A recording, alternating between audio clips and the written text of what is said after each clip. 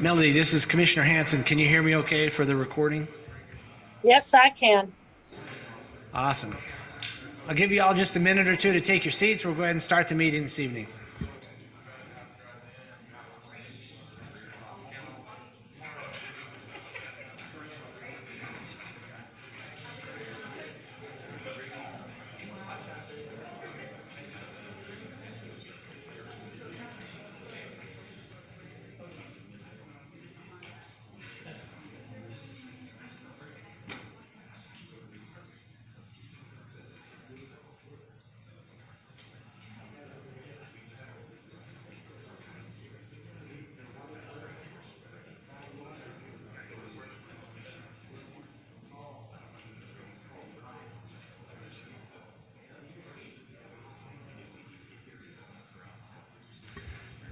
All right, welcome everybody to our Planning Commission meeting this evening, February 21st, 2024. My name is Jason Hanson, the current chair of the Planning Commission, and we are going to start this evening's meeting with a prayer. I'll go ahead and offer that, and then followed by the Pledge of Allegiance by Commissioner Bullock. We'll go ahead and lead us in that. I'll go ahead and start the prayer. Our Father in heaven, we're thankful for the opportunity that we have to come here this evening to handle the affairs of the city. We're grateful for the rain and the weather that we've received that will bless our community with the water needs that we need. We're thankful for the safety that was given us to get us here to this meeting this evening. We're grateful for our families allowing us the time to be away from home to handle the affairs of the city. We ask you to please watch over this meeting with a spirit of cohesion, a spirit of assistance, and a spirit of love, and a spirit of community. And we're grateful again for the opportunity to be here and able to do this. And we say these things in the name of Jesus Christ. Amen. Amen. Please rise.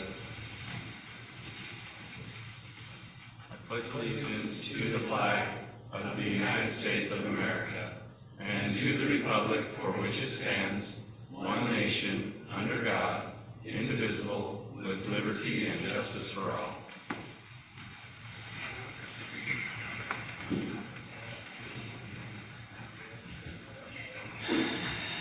Thanks, Commissioner Bullock, and thank you all. At this time, I am looking for an approval of the agenda as is this evening, Commissioners. If there's anything that needs to be changed, please bring to the attention of this commission at this time. Otherwise, I'll look for a motion to approve. This is Commissioner Bullock. I move to approve the agenda as is. This is Commissioner Mitchell. I second. All right, we got a first and a second. All in favor? Aye. Aye. All right, the agenda is approved as is. Second item on the agenda this evening is an approval of the minutes from February 7th. You've all received those minutes in your packet. And if there are no changes, I'll look for a motion. I cannot vote. I was absent at that meeting, but I'll look for a approval from the rest. This is Shiel. I would move that we approve the minutes from February 7th Planning Commission meeting. This is Commissioner Bullock. I second. Got a first and a second to approve the minutes from February 7th as is. All in favor? Aye. Aye. Any opposed? Again, I'm an abstention. Item number 3, this is the opportunity to declare any reason for to abstain or any conflicts that any of the commissioners have with any of the projects coming before us this evening with regards to a financial interest. And I do not. No? No. It's worth noting, I guess, I do have a daughter that lives in Long Valley subdivision, but I don't have a financial interest in that, thank goodness. She did it herself, so good for her. We'll go ahead and move to the first item on the agenda this evening. This is a conditional use permit, item number 4A. It's also a public hearing for consideration and recommendation to the City Council for a conditional use permit C-23-16 for a 5-story hotel, 3-story office building, and parking structure located at 1294 East Hospitality Way. The applicant is WH Investments LLC, and I'll turn the time over to Eldon for the report. Thank you, Commissioners. This project previously received a height waiver up to 65 feet on October 11th of 2023, and that was by City Council. Zoning regulations require hotels and office buildings over 5,000 square feet in size to obtain an approved conditional use permit. The site is laid out with the hotel on the east, office building to the west, and the shared parking structure in between both of those structures. The hotel includes 121 rooms with 7 employees during the largest shift. Parking for the hotel requires 140 parking spaces. The office building is 22,884 square feet and requires 92 parking spaces. Required parking for both uses is 232. The applicant is proposing 155 shared parking spaces, which is 77 short of the required count. The peak hours of operation for both uses do not align, and the applicant is seeking approval to reduce the required parking with the shared parking outline described below. During normal daytime working hours, the office building will utilize and be allocated the required 92 stalls. This would leave 63 stalls available for hotel use during the daytime, which is when the parking lots are usually empty. During the evening hours and when the office is not in use, the hotel would use and be allocated the required 140 stalls, leaving 15 stalls for late night office use. Staff likes the idea of providing shared parking between the two uses. However, staff is concerned for the few events that occur on a yearly basis where parking would not be adequate and could overflow onto Hospitality Way. Staff has added a condition addressing this concern, asking the applicant to install no parking signs along Hospitality Way. The parcel is zoned C2. The area is designated in the general plan as regional commercial. Staff has reviewed the proposed project and finds that it meets the standards as outlined in the general plan and zoning ordinance. The building elevation and finishes are aesthetically pleasing, and appears that this development will be a welcomed addition to the city. Staff recommends that the Planning Commission recommend approval of C-23-16, allowing for a 5-story hotel, 3-story office building, and parking structure to be located at 1294 East Hospitality Way. And that's on to City Council based on the findings and conditions in the report. And I'm happy to answer any questions you may have at this time. Thanks, Eldon. Commissioners, I'll open the floor to any questions that you have for staff. This is Sheil. I like the design. I like the look of it. I'm really concerned about 30% less parking. I think 30% is excessive to give in, and it's going to be a madhouse over there like on President's Weekend. So I'm against giving that big of a parking credit. This is Commissioner Mitchell.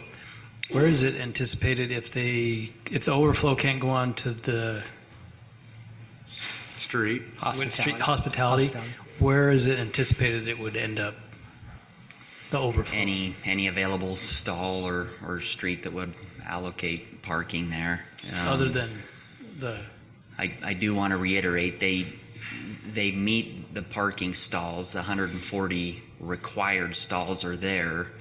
It's just that only 15 would be available for the office during nighttime hours, which they're proposing, hey, the office isn't going to be in use. I don't buy it.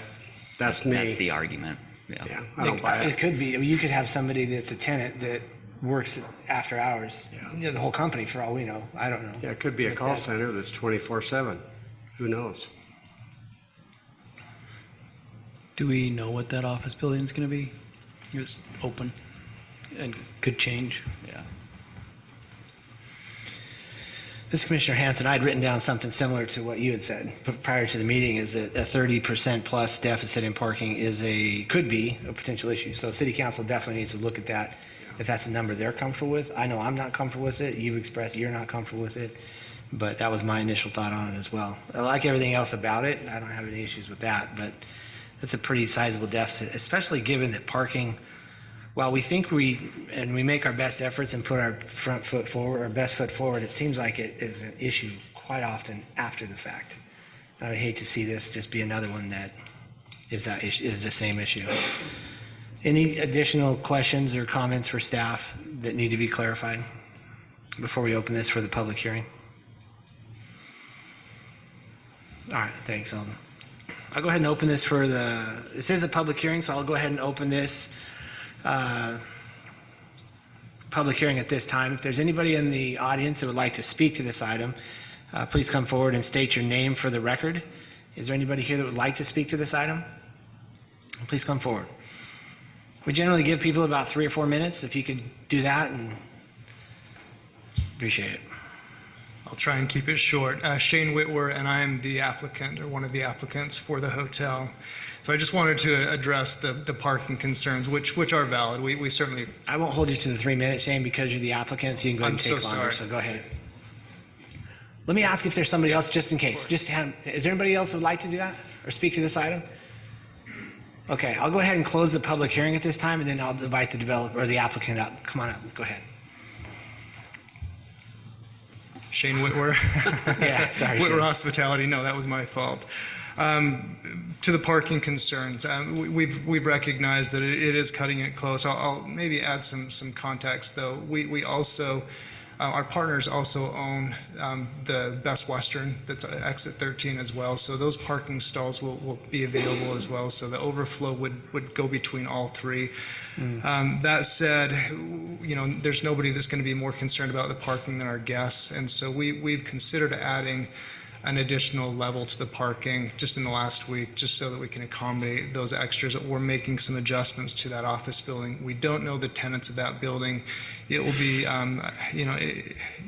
ideally, it would be partially occupied by one of the owners of the hotel, with the Sun River Group. They'll take a portion of that. No plans for call centers at this stage. It would be a Class A, fairly high-end office building that would have finished space that people could come in and rent ready to go, so turnkey. If that answers that question. And I know that throwing that into this with a possible additional level for the parking is not what was on the plans, but we recognize the concern there as well. Shane, did you say that just this week you added another level to the parking Well, structure? we've just started talking about that, yeah, because we don't want guests of either the office building or the hotel to be scrambling for parking, so, yeah. The numbers that we are talking about and that we saw in our packet, is that with the inclusion of another level of the parking structure? No, the additional level would push it another 50 some odd stalls That'll above help. what Well, that answers at least 2 concerns, I guess, maybe 3. Okay, that's good. I mean, is that something that? Drew, can you show where the other hotel is that they're owners of? Is it the one right to the right side?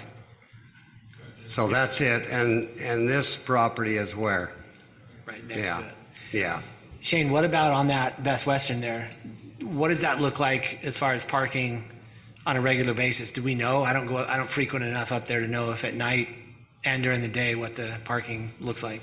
Yeah, I mean, on a sold-out night, we can come close to filling the stalls. There's plenty for all of the guest rooms. Okay. But, if we have visitors or people coming to, for a meeting or something like that, it can come close to filling the stalls. But at night when the guests are parking, typically we have a lot of late arrivals, and that office building is not going to be intended for a 24/7 call center or anything like that. It would free up all of those stalls, or at least a majority, unless there were 1 or 2 people cleaning that office. Okay. So the discussion about one additional level in the parking structure, is that something that was talked about internally on your side, or was that discussed with the city? No, internally. Yeah. Okay.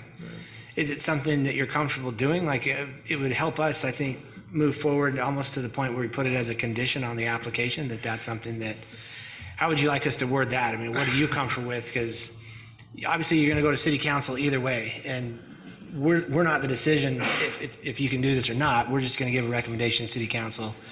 Hey, we need to look at this parking a little closer, even if it goes as a denial or whatever. You still have the opportunity to make your case at city council.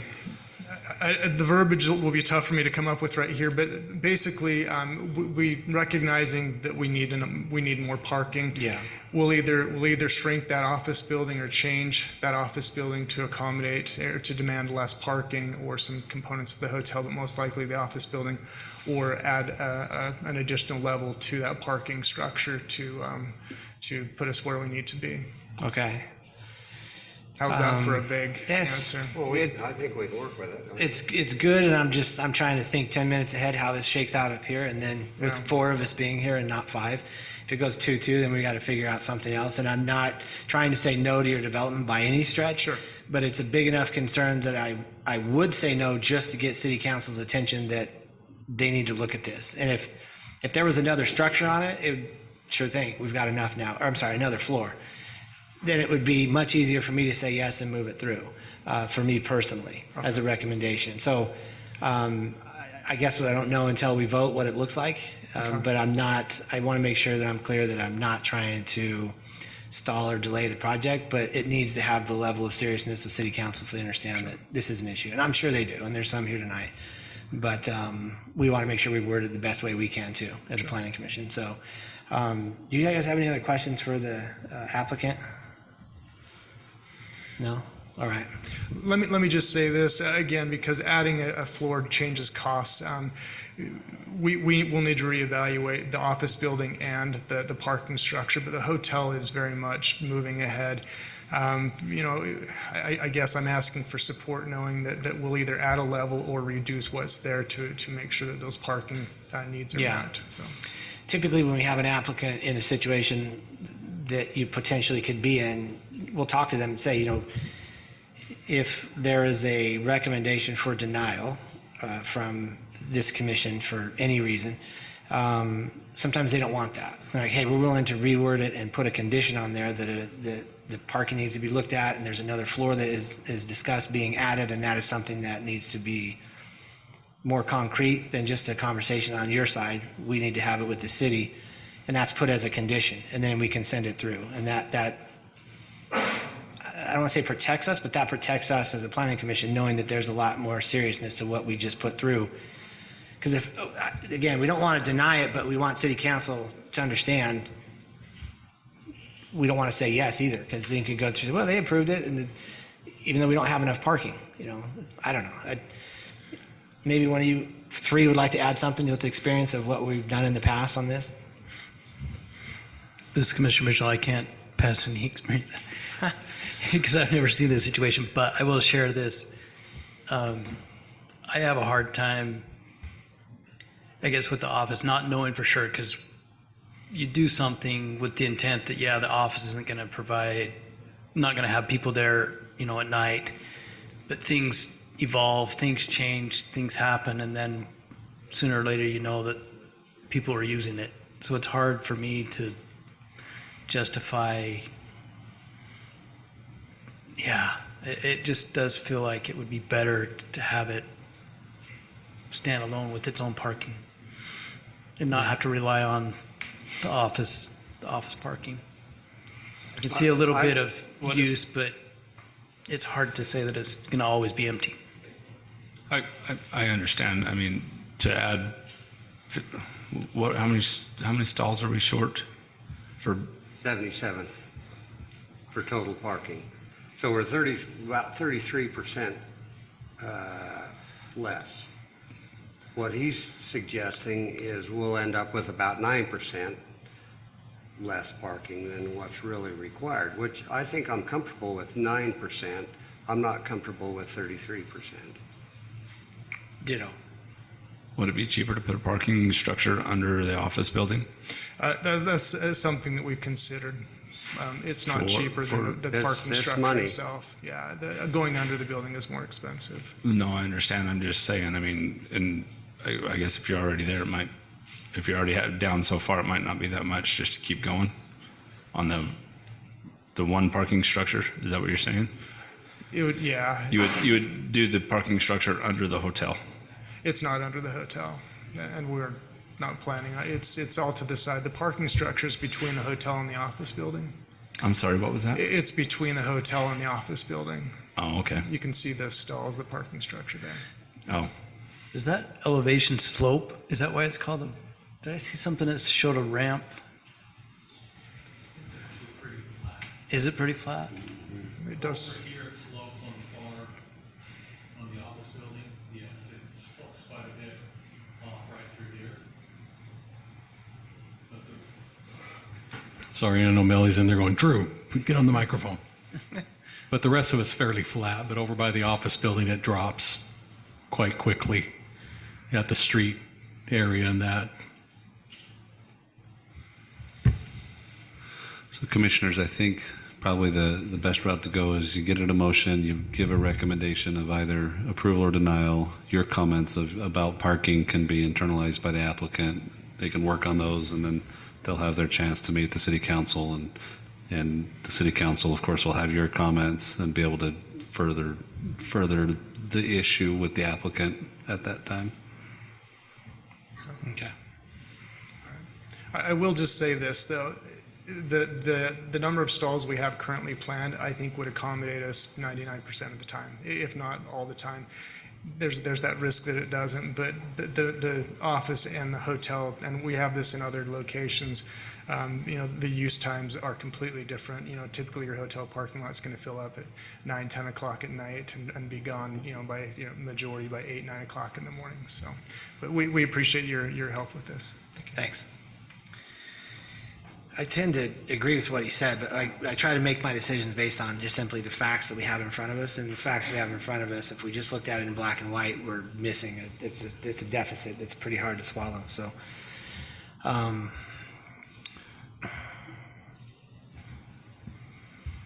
comments, questions before I'll look for a motion or anything else that we might want to ask. Drew, do you have any advice for us as staff? You've been doing this a lot longer than we have.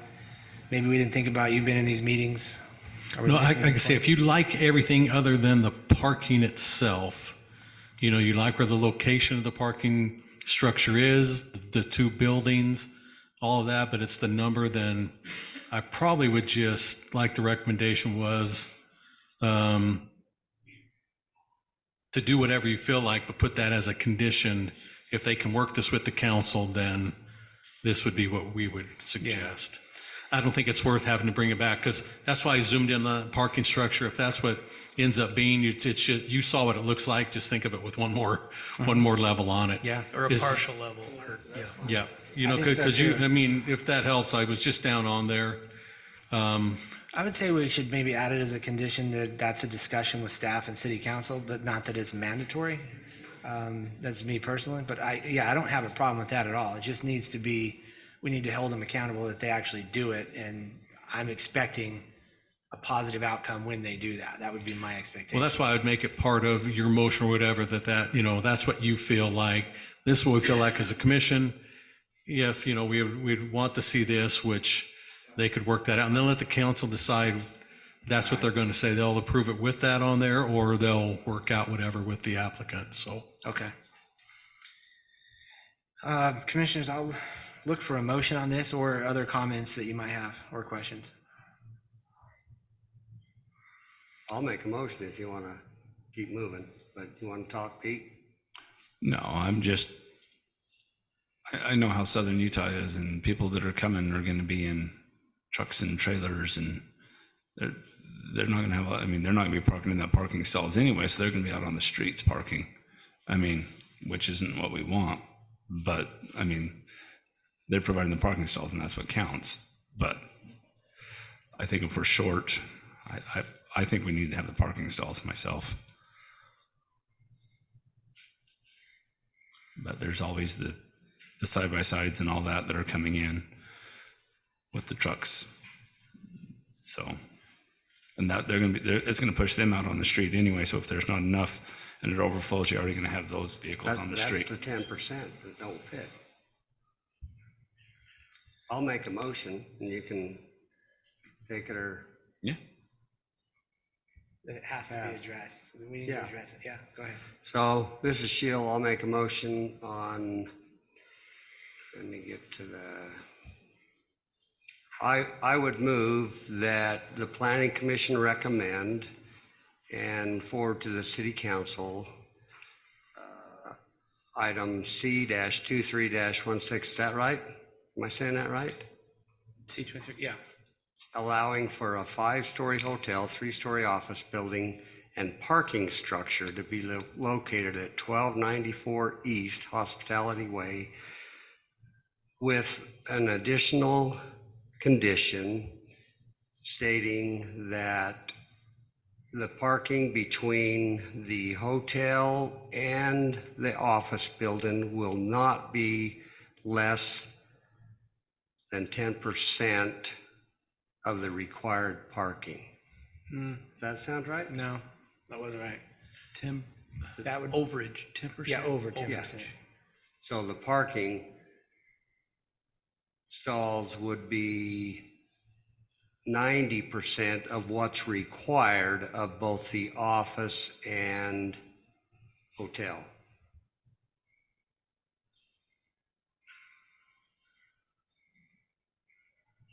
I understood it. Yeah, I mean, Does that make sense, Drew? Yeah, I think we got it. You wanted to get it 10% or less with the combination you shared, but not at the 30% that it's not right now. Correct. Whatever that may be, Yep. adding a third level or whatever they come up with then. Yeah, and additional parking, currently they would need about another 50 stalls, whether that's a parking level structure or reduce the office space to account for additional parking, but that will reduce the office space parking too. So either way, I think between the office space and the hotel space, I would recommend that the city council don't approve anything less than 90% of our current parking ratio. Melody, did you get all that Yep. in English, or do you want it in Spanish too? Oh, I'm good. C. I've got a motion by Commissioner Shield. Do I have a second? Yeah, this is Commissioner Mitchell. I'll second. Got a motion by Commissioner Shield, a second by Commissioner Mitchell. Individual voting. Commissioner Mitchell, Aye. Bullock, I'm an A. Shield, Aye. Hanson. I'm an aye as well. The motion passes. We'll send that city council with that new condition on there to take a look at. And Shane, thanks for coming. Appreciate it. There you go. We'll go ahead and move along to item number 4B. This is also a public hearing for consideration and approval for a conditional use permit, C-2402, for the relocation of the Sienna Hills sign located approximately 600 East Merritt Way and Bluff View Way. The applicant is Impact Signs and Robert Wheeler. And I'll turn the time over to staff for their report. I think commissioners, I'll be doing this particular. We do have a minor change for you, but I'll get into that in just a second here.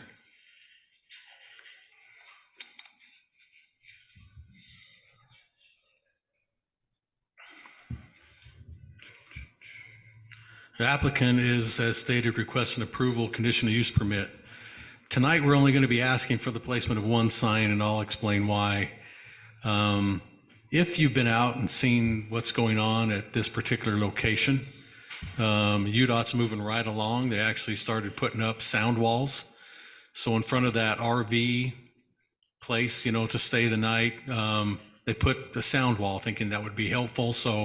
But in essence, what happened is now this sign would be behind that wall. So it's had to be elevated some more, but it kicks it into where we're going to have to get a height waiver like the next sign we'll talk about, the Auto Mall one.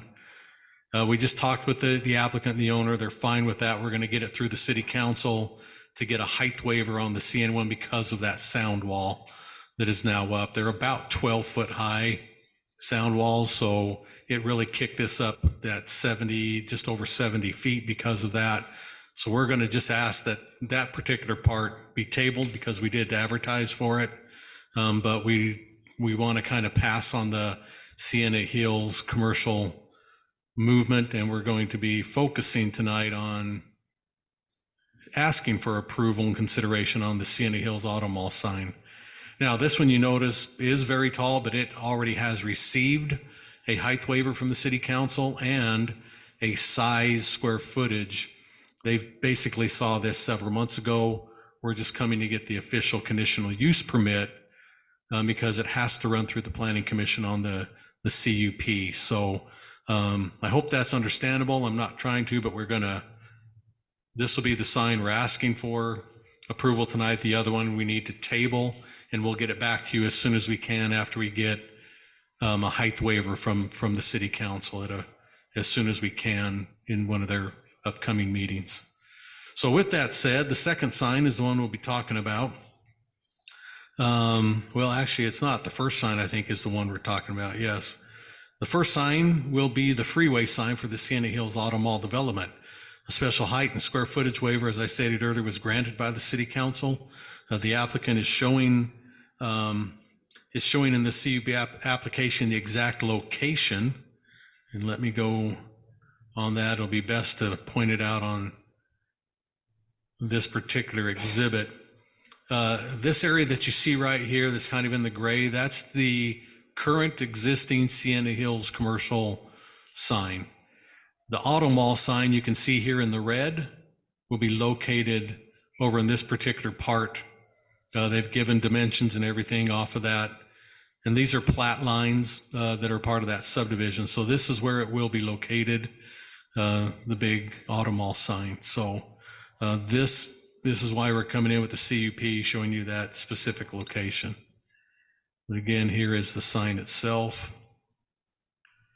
And the proposed sign is roughly 70 feet tall, plus or minus, and 39 feet wide at its widest point, which would be at this far edge here and this one.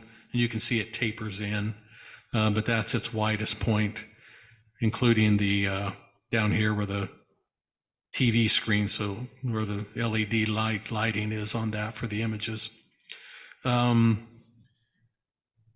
And that's what we're proposing tonight for you to consider as approval. Staff's reviewed this sign and all of its makeup. Staff would like to recommend that the Planning Commission approve C-2402, specifically in this case for the Sienna Hills Auto Mall sign. And again, asking to table the Sienna Hills commercial relocation sign. And with that, I'll answer any questions you might have. I hope it's not too confusing that I made it that way, but ask any questions that you would so desire to do, and then we can go into your public hearing. Drew, is your office aware or remembering the land exchange agreement between the applicant and the city that I think came up as the sign relocation issue? It was the agreement that the city land that was located within the PID boundaries would be exchanged out of the PID for something else. Yeah,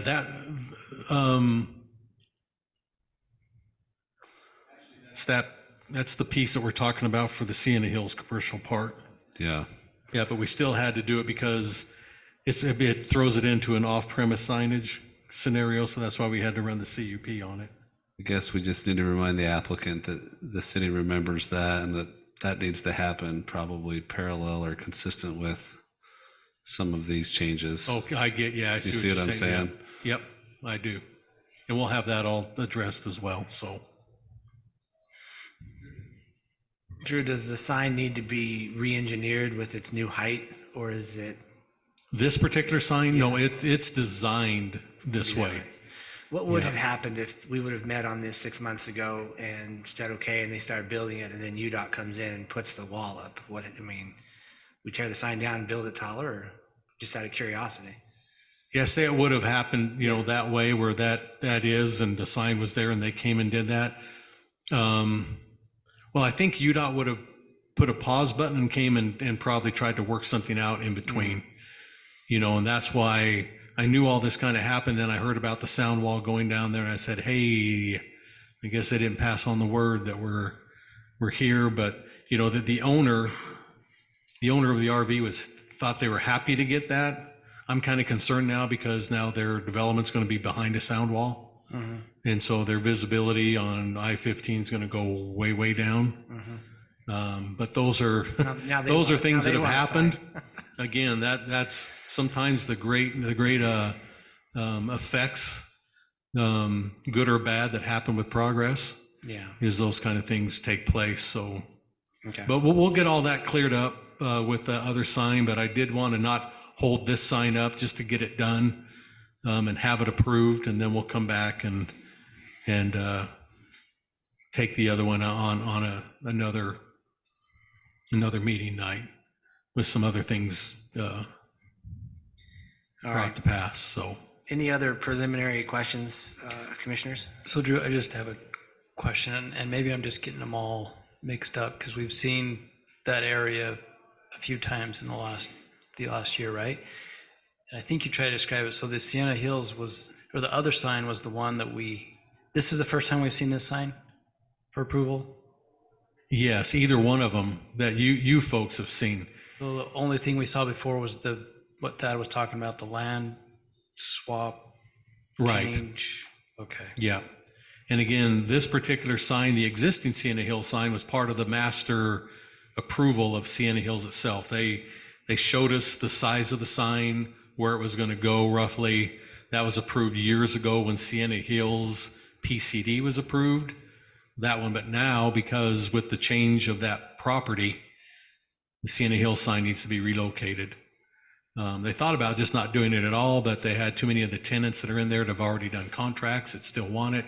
So we've looked far and wide for the best place to relocate it, all said and done. And this is probably it, but we're just going to, now that the sound wall came in, we got to make some adjustments. All of the previous discussions were related to that sign, not the Auto Mall sign. So staff have had a lot of discussions during the auto mall and the PID processes, and so Drew and I have probably had we've had a lot of discussions about the sign and where it should be, and there's been a lot of kind of sandboxing trying to figure that out. And so I don't have a perfect memory as to which of those made it to the commission, but it would have either been through the auto mall land use or the PID processes that those might have been mentioned.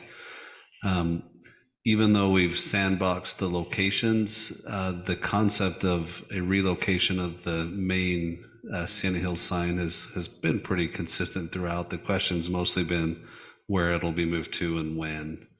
And so tonight's effort is, well, at least half of the sign issues. They're trying to formalize the location and the process through our land use process.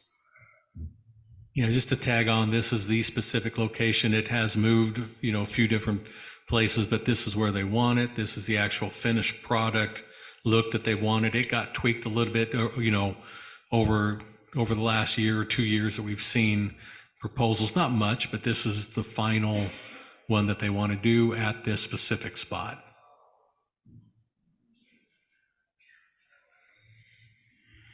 This is a dumb question, but I'm going to ask it anyway. The relocation of the current sign, we're not involved with that. We're not participating in any cost, right? No.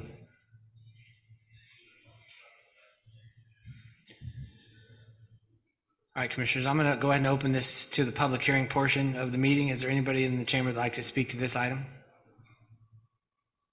All right, I'll go ahead and close the public hearing, and I'll open the floor back up for additional questions or comments, concerns, or a motion.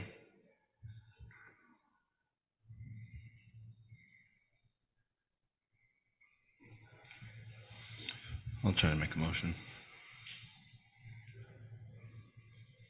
This is Commissioner Bullock. I move to recommend approval of C-2402, the request for conditional use permit of the commercial signage for the Sienna Auto Mall sign located approximately Washington Parkway and North Carmel Boulevard, and table the relocation of the Sienna Hills. What is it? It's the Just call it this commercial sign. the Sienna commercial Hills. the Sienna Hills commercial sign to a later date. Do I need to give a date of what we table that to? well, we almost have to, but it's hard because I'm not sure when we're going to be able to get on the city council for the height waiver. I would almost be safe to just say our second meeting in May. March. I know I can have it on the city council agenda on their first meeting, which is the second week. So I want that third. And February should be, well, it used to be easy. March was always the same dates, except we have a leap year. So it would be March 22nd, I'm pretty sure. And table till the second meeting in March. Yeah, just put it that way. Or sooner. If I can, I don't know if I can get it on city council. On or before. Yep. I'll second that. Melody, do you need any clarification, or is that okay? So March 22nd is a Friday, Drew. So Drew, I think That's why I said the second meeting. March 22nd is a Friday, so you'd be looking at March 20th as the, Well, I went back the wrong way. I added a day, I should have subtracted. yeah. March 20th is the planning commission and 27th is city council. Second meeting works, right? Yeah, just say the 20th. March And- 20th, yep. When we're tabling public hearings, if we can have a date certain, that's more certain for the public that might be here and want to come talk about it again. Okay, so table it to the March 20th date. Ms. Shield, I second that. All right, Melody, do you need clarification, or are you good? I'm good. All right. We got I have a motion by Commissioner Bullock. I have a second by Commissioner Shield. Individual voting: Mitchell, Bullock, Aye. Shield, Aye. Hanson. Oh, all right, I'm Hanson. I'm an aye as well. Motion passes. We'll send that to City Council with our recommendation for approval. We'll move on down to our next item on the agenda, number 5A. This is a public hearing as well for consideration and recommendation to the City Council for a zone change request, Z-23-13 from R112 to PUDR, located approximately Highland Parkway and Vineyard Road. The applicant is Atlas Engineering, and I'll turn the time over to staff for their report. Thank you, commissioners. As stated, applicant is requesting approval of the zone change, approximately 22.23 acres. This particular property is located up on the Highland Parkway Vineyard Road area. If you know where our water tank is there above I-15, it's in between Solus and the water tank. This should also be a little familiar to you. This particular area was asked, a zone change came, wanting to go to R110. It was denied. Council wanted to see it as a PUD because it's surrounded by PCDs. So this is what's before you tonight based on seeking that planned unit development residential. They will be utilizing the single lot development standards in the zoning regulations. So if you're wondering why there are no elevations of this PUD, single family lots are not required to show elevations. They can if they want, but it's not a requirement. So the proposed development is seeking 26 single family residential lots, which can either be single story or two-story homes. With the total acreage combined with the number of units in the development, this project will have a 1.17 dwelling unit per acre ratio. The maximum height on any homes will not exceed 35 feet. And again, you're wondering why would that be we're throwing in single story or two story? Because the hillside ordinance says if you have a single story, you can be closer to the ridge line. If you have a two-story, you need to be farther away. So we're talking it's either a 50-foot setback or a 100-foot setback. So the color coding is kind of what's giving you there. So a single story can be the greenish color. That's where the buildable part could be. Or if it's a two-story, it's got to remain in the blue hashed area, just to verify why those colors are there. The project is providing access to trail systems throughout the area in the Coral Canyon and Sienna Hills PCDs, and the connecting trails under I-15. So this is where all that stuff kind of gathers that we've talked about in other projects, a lot of trail system area.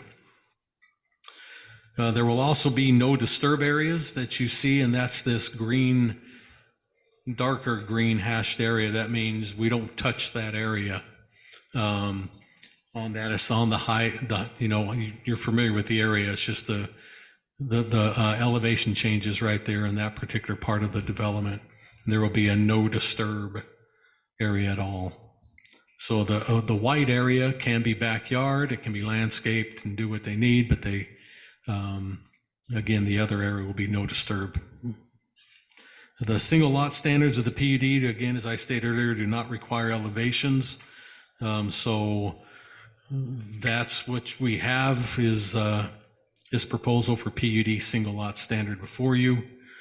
And staff is supportive of the proposal at this location. Therefore, staff would like to recommend that the Planning Commission recommend approval of Z-23-13 for the proposed zone change from the current open space to the proposed plan unit development residential, utilizing the single lot development standards as found in the zoning regulations of the city. And that's based on the findings subject to the conditions that are in your report. I'll be glad to answer any questions you have on this proposed PUD. I have a question that I don't know. It's more a hillside, I guess. So if they built a 2-story in the front and then dropped it down to the single story in the back, would that fall under the hillside? Probably not, because I would consider it a 2-story home. Even though it may, I know what you're talking about, it's going to be 1 story for so many feet, and then at the extra, wherever it met the 100 foot, if they did all 50 foot, then went up to 2-story. Well, I guess technically, that's what they would have to do. So I see what you're saying. So as I thought through that real quickly, I probably would have to allow that. So they would be, I'm just curious if they built their house and then they wanted a covered patio off into that area, they would still be able to, because it would be into the. I was thinking when we first heard about this, it was only going to be single level. It wasn't going to be a 2-story. I thought that's how we approved it last time.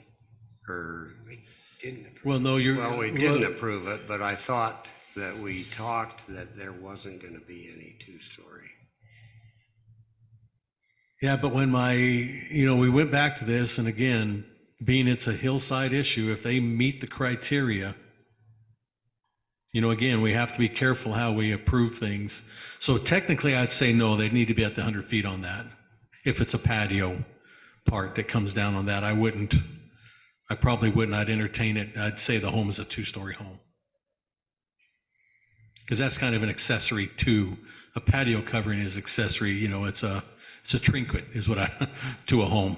It's not part of the livable, usable area. But even that other, I don't know, I'd still have issues about someone did that. I'm just curious where it's in the hillside, because it's an option that might come up, and that's why I was asking.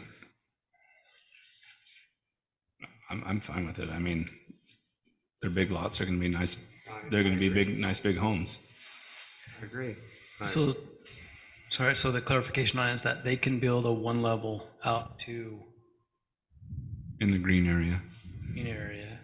But The light green- The the light 2-story green has area. to be within that 100. Yeah, 2-story, because the way the hillside regulation reads Okay. on a top of a mesa like that, that's what. So they're just putting that in there now. We don't know, but they may have. Some of these are more. I can tell you. I'm just going to zoom in here. I'm not positive, but I would almost guarantee that lot 14 will be a single-story home. I'm just being. Just practical common sense would say that lot 11, 9, 10, and 11, I'm almost thinking 17, 18, 19, single-story homes. But then the other ones, you could see a 2-story if they narrowed it up. Again, these are fairly good-sized lots. When your ratio comes in at 1.17 in this, so it's almost 1 home per acre, but minus streets and everything. So they're good-sized lots. So all those on the south end, right, facing south, will they not be view lots? Both sides of these will almost be view lots when you Okay, go. one looking When you come towards up Hurricane, and, the other one yeah, would- luckily we're just down the street from where we were Yeah. just with this hotel. But I'll we'll try to get up here and.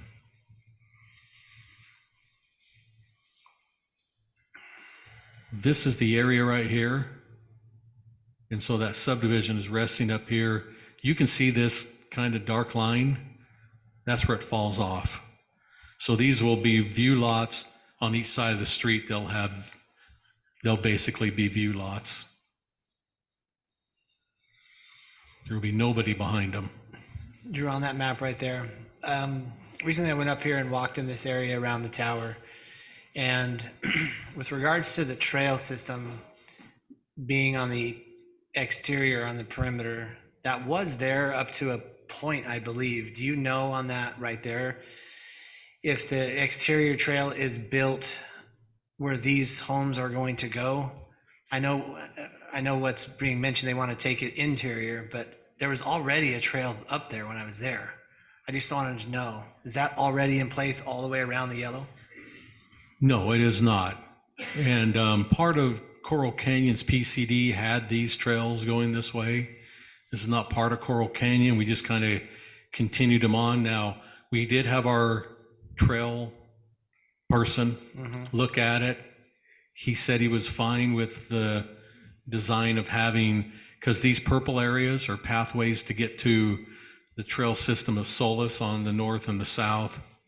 So it leads to that point right now. They're going to, and then on this side, if you notice the street design, one side is a built-in internal trail that meanders, and then you can then come through this pathway and then head off to the trail systems that are,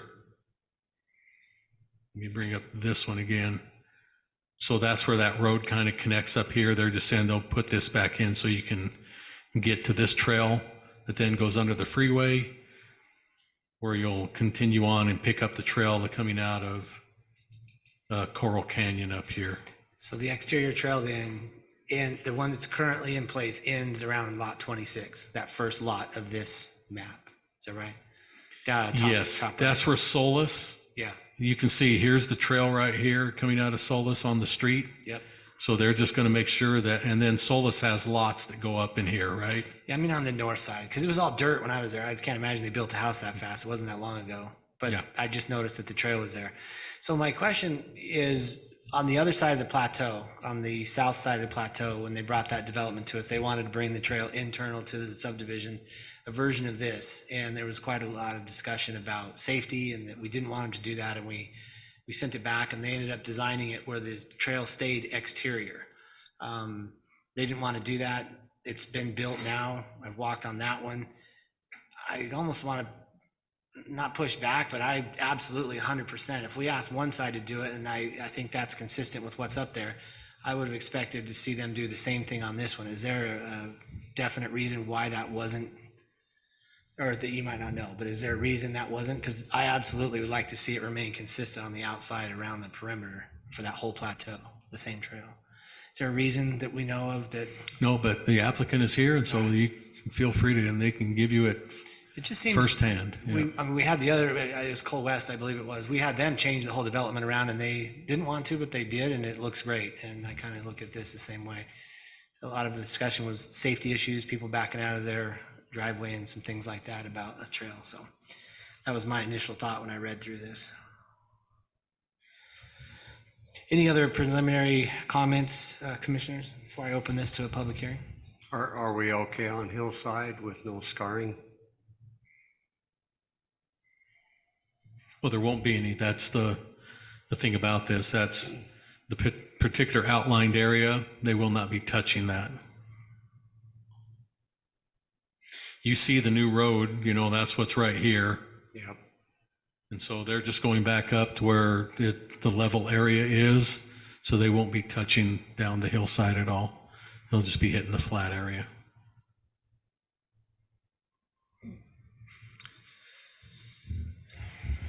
Could I come in and level some out and put a garage back there? No. Because it's a structure, Yeah. and you have to be so many feet away. All right, I'm going to go ahead and open the public hearing section of this item. If anybody would like to speak to it, please come forward, state your name. I'll go ahead and close the public hearing, and I'll turn the time, commissioners, back over to you for any additional questions, and then we'll invite the applicant forward.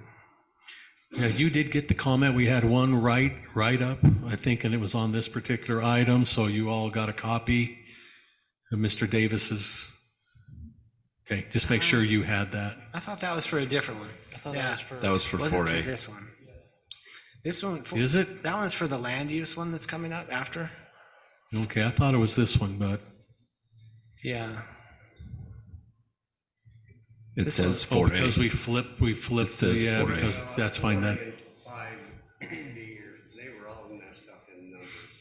Well, and we're trying to explain it because now you're also the land use authority tonight, or for our first time. So we apologize for that. So we had to change up our agendas a little bit, keeping up with that new format that we're doing with planning commissioners, and then you'll become land use authority, and that changed up a lot of the numbering. So Yeah, for the record, the comment it was not for this item. It was for Okay, good. a different item. I could remember, I was reading it like it was for this one, so, but not. Commissioners, the only comment I have is, I'm not sure how long ago that was. I guess Pete, you would have been here. Were you here when we I remember it. dealt with Coal West on the other side, the south end of the plateau? I remember it. And I remember the trail system having the issue with it going around Internal. it. But yeah, going internal. But that was also part of the planned unit of the PCD's open space and all of that they had to have. This, I don't believe, requires that, correct? Right, no, originally Coral Canyon's master planned area had the trails going around there. That was one of the biggest reasons. Right. So, Or this has nothing to do with Coral Canyon, which I'm still surprised that there was no Coral Canyon here. Because, well, We got but two. you got to take into you're consideration. here on everyone. It's like, did you guys move? You got to take. I'll answer. What it is when we have to put out notices on a zone change. We have to hit a minimum of 30, and a lot of those would have just been a lot of the Coal West lots that are already, have been platted but don't have ownership. It's all under, so we only go so far each direction, and then we probably would have hit most of them down below with property ownership, and it probably didn't make it far enough to hit a lot of the residents that are out by the park, et cetera there. Because I know it was a big deal about the two-story on Yeah, last on the zoning, which Coral Canyon's not going to like me, but I don't see it being a problem.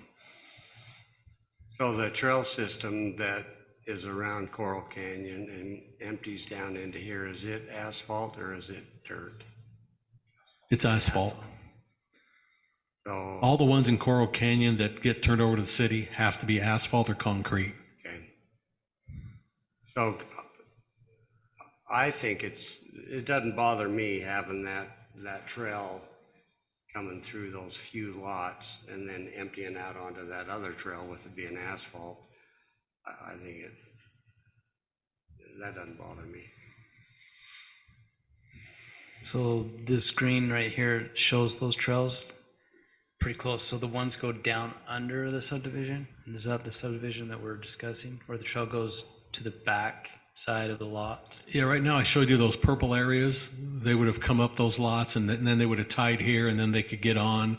But when you come to the end out of Solis, you would then have to come down, get on the streets, meandering. It's still a full 10-foot wide, meets the same standard, and would run out the end of the cul-de-sac like they showed and onto here. They just wouldn't have this You're periphery gonna have of trailhead trail. parking up there where you go under the freeway? That's going to come later down here in the commercial area. Okay. We're hoping to get a really nice trailhead there. So you'd want to come down that way anyway and get on that. So you could come down Highland Parkway, get on that trail and then head under Yeah. the pass, the tunnel, and hit all the trails out in the reserve. So as is, there are public streets at the top of the plateau, and people could park there to access the trail if they wanted to from the top. Is that right? Unfortunately or fortunately, absolutely. Being a public trail, people wanting to get up there could go out into the cul-de-sac to get up and go that way. Yeah. So right now, these trails that are designed are going around.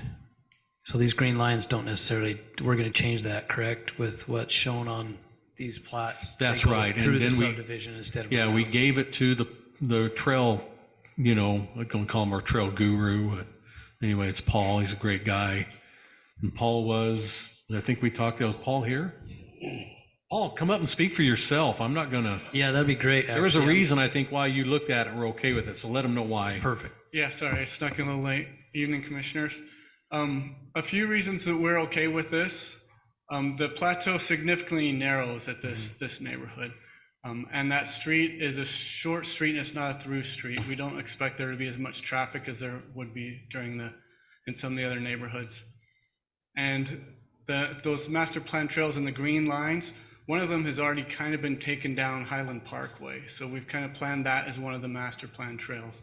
So this would remain our connectivity between the existing trails on the outside of Solis and the trail there at the water tank. It would still keep everything connected, and it would mitigate any disturbance or scarring. We wouldn't have to worry about that around the perimeter of this development.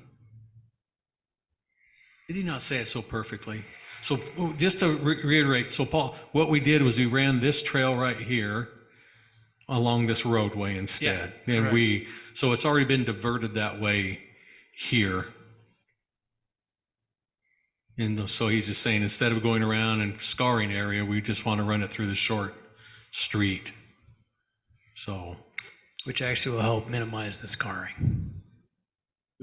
greatly, Correct. I would say. Because Yeah. the trail would have potentially created more scarring to try to get that 10-foot trail or whatever through.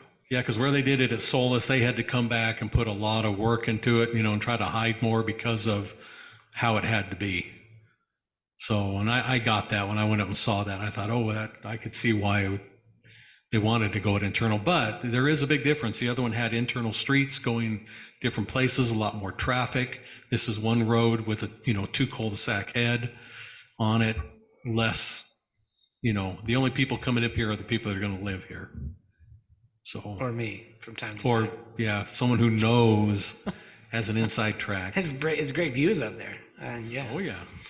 And there's parking at Highland Park as well. A lot of people that use the trail system now get on at the park there. So hopefully most people would park there rather than on the street. All right, thank you. Yeah, just point out, there is a lot of parking right up here, and you can jump on the trails up here at that north end of Highland Park. That's a great point. So,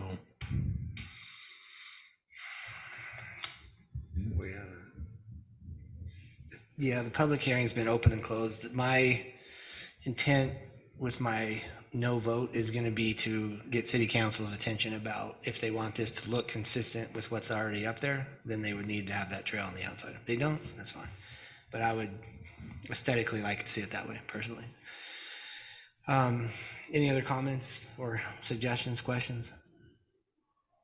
And if not, I'll look for a motion on this item.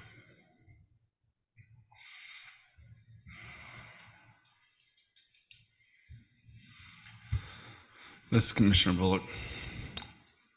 Move to recommend approval of Z-23-13. Request a rezoning of 22.23 acres located approximately Highland Parkway and Vineyard Road from the current open space zoning to the proposed planned unit development, the PUDR zoning designation, with the 2 findings and 9 conditions, and send this to City Council. Can we add the note to look at the trails? That might be just me, but This Sheila, I second. could get interesting, I guess. I've got a motion by Commissioner Bullock, a second by Commissioner Shield, individual voting Mitchell. Aye. Bullock, Aye. Shield. Aye. I'm Hanson, I'm a nay. This motion passes 3-1. We'll send that city council with a recommendation for approval and look forward to seeing it built. And we'll turn the time now to item number 5B. This is a public hearing for consideration recommendation to city council, a zone change request, Z-23-17 for an amendment to the Long Valley PCD. The applicant is DR Horton. And we'll turn the time over to Eldon for the report.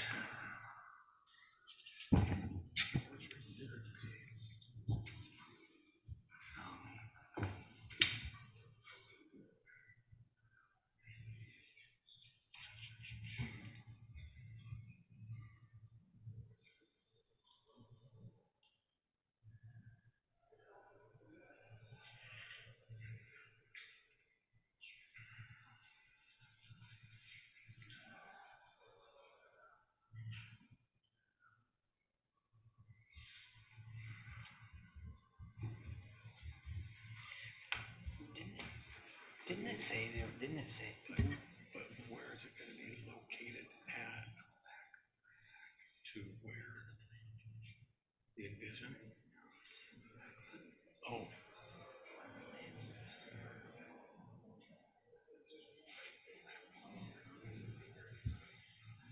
Is it in here though? Okay, so is it right? Do you have it below this? Does have all your exhibits in it though? Okay, yeah, we're good then.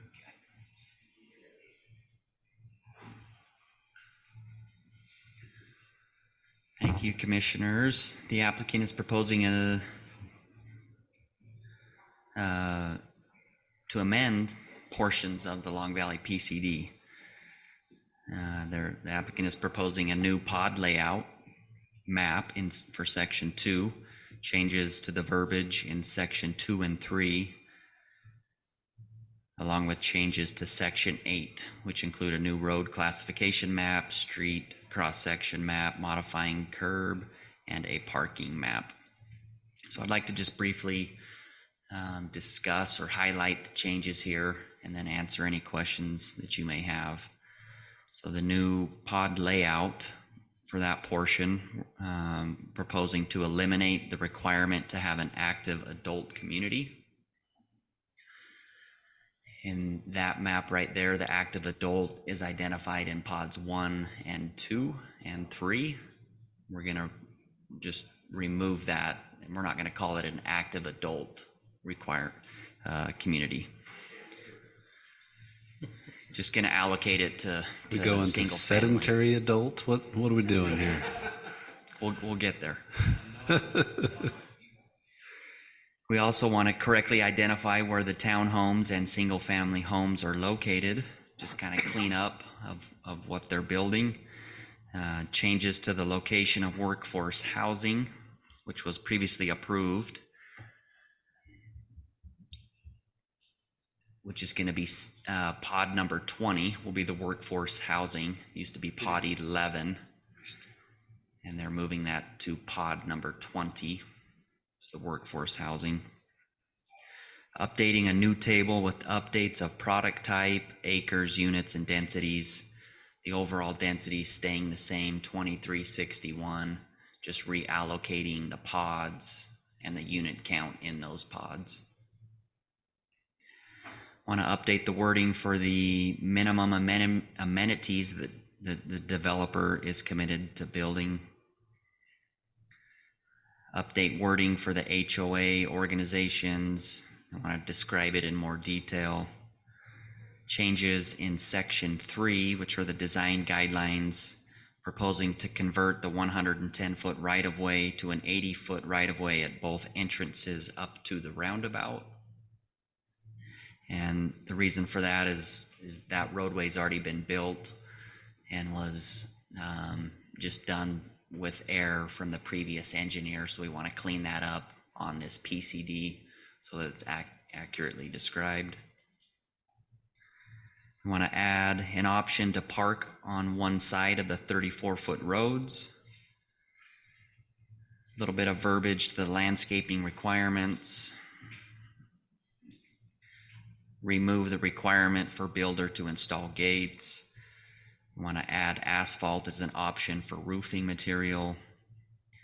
Remove the builder requirement to build structures surrounding the mailboxes. Want to remove the guest house long-term rental prohibition, so it would be more in line with our city ordinance, saying they can rent out their casita for long-term uses, which we allow. Eliminate the requirement of the fire chief approving every lot setback. Eliminate the requirement to have trash collection areas for anything other than single-family development. And that is the highlight of the changes. Scrolling through the document, you can see all the red proposed and strikeouts. Staff is in agreement with this zone change PCD amendment update and recommend that the Planning Commission recommend approval of Z-23-17 for the zone change request, amending the pod layout map in section 2, changes to verbiage in section 2 and 3, along with changes to section 8, which include a new road classification map, street cross-section map showing modified curb, and a parking map, and that's on to the City Council based on the following findings and conditions stated in the report. I forgot to mention the modified curb is proposed in the townhome development, so they don't have so many curb cuts. Just kind of a cleaner look there as well. And I'm happy to answer any questions you may have at this time. Thanks, Eldon. Commissioners, I'll open the floor for any questions you have for staff. So are we comfortable with an 80-foot road? I guess you are. You're recommending that we. It's out there built right now. What's that? It's out there built right now, so I guess we're going yeah, to have to but be. We yeah. wanted to see if you were comfortable first. Before we told you, yeah. When I drive up there with my trailer, it doesn't fit. Maybe time for a smaller trailer. You're right. I'm sorry. I just want to point out for you too, to give a little history on this, is that this PCD was written by the previous owner, right? And they got it all written, proposed it, and then now D.R. Horton has purchased all of it, but it's not what they didn't originally write the PCD, so they're just trying to make some changes and move some things around to better fit their product and their use and their business, so to speak, how they do business. I get that. Yeah. I do get that. And that makes sense. I'm fine with it. I just want to make sure you're comfortable with, like the 80-foot road. So. And some of this is the current owner's willingness to work with the city a little bit, right? The workforce housing was a condition that was initially put into there, and we've had to try and flesh out what that means and where it's located. So some of this. I wondered what it meant. Yeah, so some of this reflects the applicant's willingness to work with some of the city's asks as well. So this is Commissioner Mitchell. I see some of these as, I don't like the relocating of different things. The other items, which I don't feel like are a huge deal, but it does change kind of the feel, like the enclosures around mailboxes, requiring the builder to put gates on the homes. It leaves it open. There's some things in there that allow a lot more leniency and maybe not quite as nice as what was there before, but I don't know if that's a big deal or not. Like, how many subdivisions have that requirement? Probably not very many. As far as the gates go, isn't that a CC&R issue that they have to be in before too long? Why is it in our agreement? Shouldn't that be in their CC&Rs? PCD plans are very detailed, 300 pages or so of detail, and so it was in there. And part of this proposal is to permit it to be be removed, right? And so, yeah, it was there in the original detail that was planned. Sorry, and the other one that stood out was the trash. Eliminate the requirement to have trash collection areas for anything. I mean, reducing, is that a concern or a big deal, I guess, to reduce? The reason behind that was at the townhomes, you know, if everyone had an individual rollout, sometimes they don't fit and accommodate, so just the flexibility of having that. So are we getting more doors or less doors? Staying the same, 2361. Net zero. And are we losing amenities or gaining some amenities? I don't think we're losing or gaining. I think D.R. Horton's just better defining what they're planning to build. They, in the long term of things, they don't want to be held accountable for things that they weren't planning on building. So it's just a cleanup of the PCD. I'm going to call an audible here. Eldon, thanks for the staff report. Appreciate it. Earlier today, I reached out to the applicant, and I'm sure Don's chomping at the bit to answer some of these questions, because when I first saw this, commissioners, I was like, holy cow, we're being kind of a bait and switch, where the initial PCD was 723 pages, like you said, and it was massive. And I remember when we got it. Were you guys on the commission when that came through? I don't think Were you so. there? Yeah, 723. It was so long, and I asked Don, like, "Hey, what is going on with this?" And I went through each of these items with him and told him the ones I had an issue with, and he explained to me why, and some of them I agreed with, and some of them I didn't. But I think it would be helpful. I'm going to open the public hearing in a second and open and close that and see if there's anything. But then we'll have Don come up and answer some of your questions, because I'm sure. I mean, I know he has the answer, because I asked them the same questions earlier today, because I wanted some clarification prior to the meeting. I don't know if that was good or bad. Is that legally acceptable for me to do that? Absolutely, yeah. Okay. I could see it. It would have been a discussion that could have taken 30, 40, an hour, a minute, you know, and I was like, I don't really think that was appropriate. So I wanted to ask some of my own ahead of time. But I'm going to open the public hearing at this time. If there's anybody that'd like to speak to this item, please come forward and state your name for the record. And I'll go ahead and close the public hearing. And then Don, if you wouldn't mind coming forward, this is Don Bean, the applicant from D.R. Horton. And I can tell you what we discussed if you want, or you can ask. I would prefer you guys ask the questions that you guys have and concerns that you have. And I'm curious if they're some of the same ones that I had. Very good. You have specific questions? You want me to just give some comments first? I'll try to make the question. So my first reaction was that we're taking away some things that turn like a high-end subdivision into maybe a lower end with some of those requirements. Mm-hmm. But yeah, I'm curious to know from your perspective why to remove. When you say remove it, that's assuming that that was happening beforehand. It wasn't. And so we were wanting to be in compliance with the PCD. And so the changes are to say, this is what we had intended to be the entire time. And the PCD was a little different than what we had thought it was. Gotcha.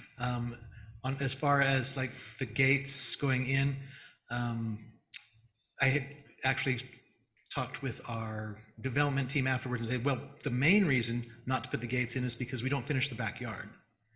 And then they were having to remove the gates to do the backyard and then put them back in, and that was just an extra fee. And there is a requirement to have the gates in at a certain amount of time from the CCNRs, and they have to be approved by the art committee for the community. So it will make it a nice community. It's just.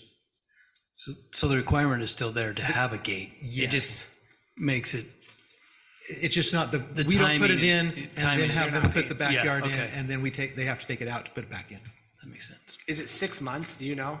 I don't remember. I was trying to remember when you was talking about the timetable. But there is definitely a requirement. Because when we talked, I was like, Yeah. God, I hate that idea that we can have a large percentage of the street that couldn't that afford doesn't to put have in it a in. gate, and they just don't do it. It is on most of ours, and I was trying to remember for sure. And when you were talking about the time requirement, there generally is, but I can't tell you for sure at this time Okay. that there is. Because I personally do feel like it makes a difference. You know, you don't have to see the unfinished backyard. Sure. It makes it It makes it better. a cleaner, and we Yes, want the more development to look good. It's in our self-interest. We're going to be there a long time. We want it to be, it's our reputation. We want to have a great community there. We think it is a very good community. And we don't want to do anything to, They're pretty small backyards, aren't they? yes, yeah. There's different size lots. So they have the smaller cottage lots and then the larger lots, but none of them are more than 10,000 square feet, at least at where we're currently building.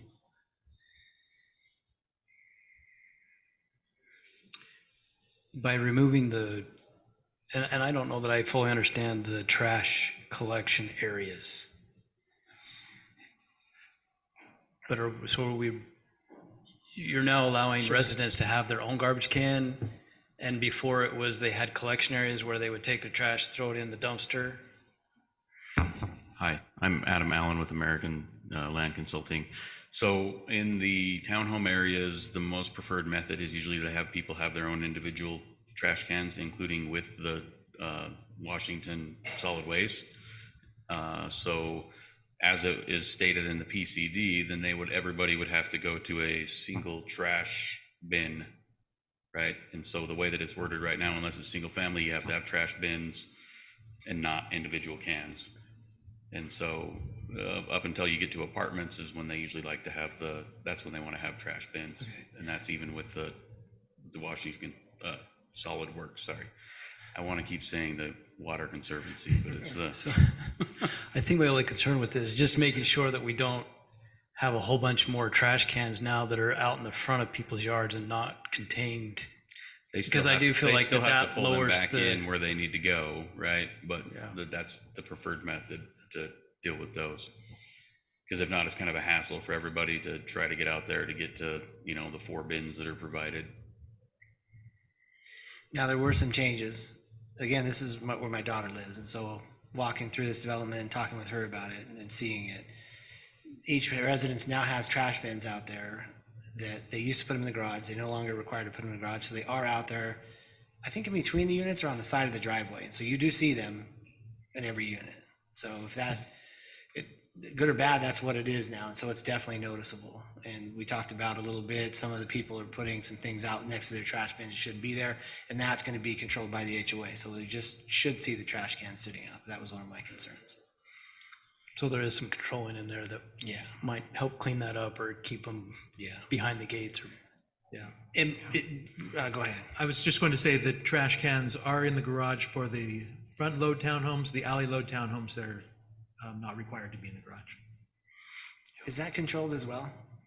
Yes. Okay. I feel like I see some that are front-loaded homes with trash cans still out in front, and that should not be happening. Is that what you're saying? That is correct. Okay. I forgot my thing now. What I was going to say. Oh, I was telling Don, and going through this from the beginning and seeing this development going to be built, and then now it's starting to be built. Initially, there were a lot of things that were happening at the development that as a planning commissioner, I knew wasn't supposed to be happening. And so I mentioned to Don, look, if we get a hold of some of these things now and control it, it helps it to where it keeps the community in check, because people seem to have started to run kind of roughshod over the rules at the beginning, parking wherever they wanted, putting trash wherever they wanted, leaving things out. There was a boat in there in the guest parking, like it was insane. And my daughter was like, "What's going on, Dad? Fix it." And I'm like, okay, that's not supposed to happen. And so I kind of looked a little closer. And the idea, I think also in cleaning some of this up, is as this development gets bigger, it keeps it as it is intended to be, as opposed to letting people continue to do things that they shouldn't be doing in the project. So that's kind of the way I looked at it. And a lot was of it your these, boat? Was it Don that was sitting out there?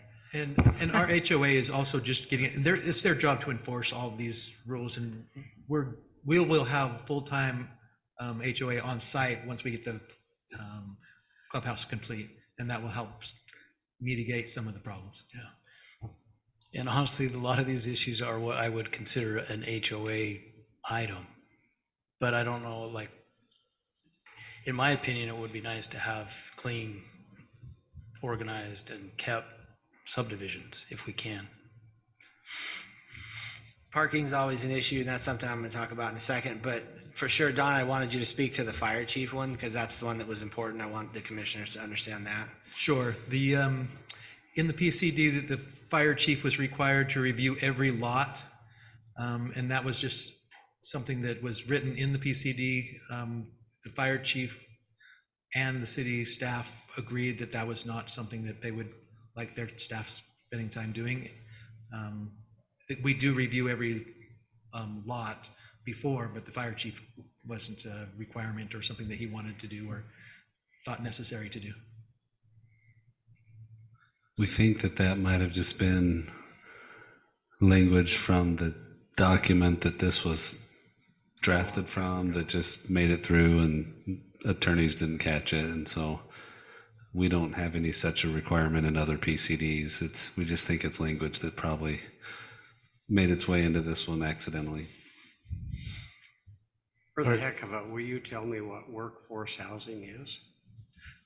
Good question. That was something that we had the question on too, and what exactly that was. So we negotiated with our team and the city on what exactly workforce housing should be, or what the definition is going to be, or how we would treat it differently. And the definition is fairly vague, but there is in the PCD, you'll see the change on that was workforce housing. We added, well, I'll go through it quickly. I'm trying to figure out what we did. Essentially, what we're going to do is add an incentive or extra to those that qualify, which would be city employees, federal employees, quasi-government employees like Teachers. Washington County Water Conservancy District, those kind of companies. They come to us and say, hey, we'd like to get, we'll throw in $10,000 towards closing costs or buying down the rate. Okay. We'll throw in washer, dryer, refrigerator, blinds. Do you do that for planners? No, just kidding. What about planning children? Yeah. And so there's not a specific definition. It's kind of vague on purpose so that we can evaluate each case and say, yeah, we will. Our intent is to be fairly generous with that. Evaluation. The idea that was part from D.R. Horton, part from the city council, part from staff is to not create a special district or a special housing type, but just implement internal ways to make these things more accessible to people. Yeah, that makes sense. Run it around. Yeah. So I told John earlier today I was going to call him up here and put him on the spot. So Don, if you'd stick around, John, if you wouldn't mind coming up here, because I kind of want to hammer this parking one out with regards to parking on one side of the road. Because in talking with Don, yeah, I'm trying to think of the best map to show kind of a real world scenario, because I need to understand the city standard with regards to, is it accurate that we don't paint red and like no parking? Is the city discouraging that? Yeah, we don't typically paint curbs, signage and stuff. Okay. Yeah. What if on one side of the road for parking, if cars parked, how do you prevent them from parking right up against the turn? Like there should be a right of way where there's no parking for sight lanes of people turning and things like that. How do you prevent them as a city? What can we do to prevent them from parking right on the corner? Those gentlemen who get to cruise around, and if you're parked, beyond the PC or PT of a radius and stuff, then you're illegally parked. You can park up to. It's a traffic enforcement issue. But Yeah. we don't indicate as a city at all, anything, So the distance from stop signs and things, there's also state law that supports that. Yeah. And so that's just a public safety traffic enforcement issue. Yeah. so. A lot of Can you communities. pull this one up again? Yeah, a lot of communities have gotten away from painting curbs and stuff just because it's become, rather expensive and extremely time consuming to do that and That'll stuff. work So, if you blow it up. So here's a real world question that I have, and if it applies to this particular corner that I'm going to show you on, then it's going to apply to all the corners that have a street that have one side parking. So I just want to okay. walk through this because it's a safety issue that is legitimate. I've seen it with my own eyes. So coming into the development here as an example. And you're turning down, now ignore the colors for a second. You're turning, because this is turned around for me and it's not, that's the main roundabout, correct? Yes. The smaller streets, if you came and took a left out And of this is what? What's this right here? old designs, Yeah, yeah. see, that's what throws me off. So I'm like, the clubhouse isn't right there. No, the clubhouse is not there. Okay, so it's this one here that has the clubhouse in it. It's on the correct side. Yes, up there in the labyrinth. Yes, exactly. So on Labyrinth is what I'm talking about. But I can certainly show you. Yeah, that's what I want to see. It's the one right below this one. There you go, yes. Yeah, that'll work. Yep. Yeah. That's as far as I can zoom in. There you go. Okay. Now, see, you see, I'm confused because it's flipped. Here's the clubhouse, but it was here on the other one. Yes. So when you come in here, this is a road now where people park on both sides of the road. The mailbox is right here, and people will park. Right now, they're asking to be able to park on this side of the road. On this side of the road, it's all driveways, so nobody can park there in front of a driveway. But they could park here if it's in front of these residences. But they're parking right up to this corner, both corners.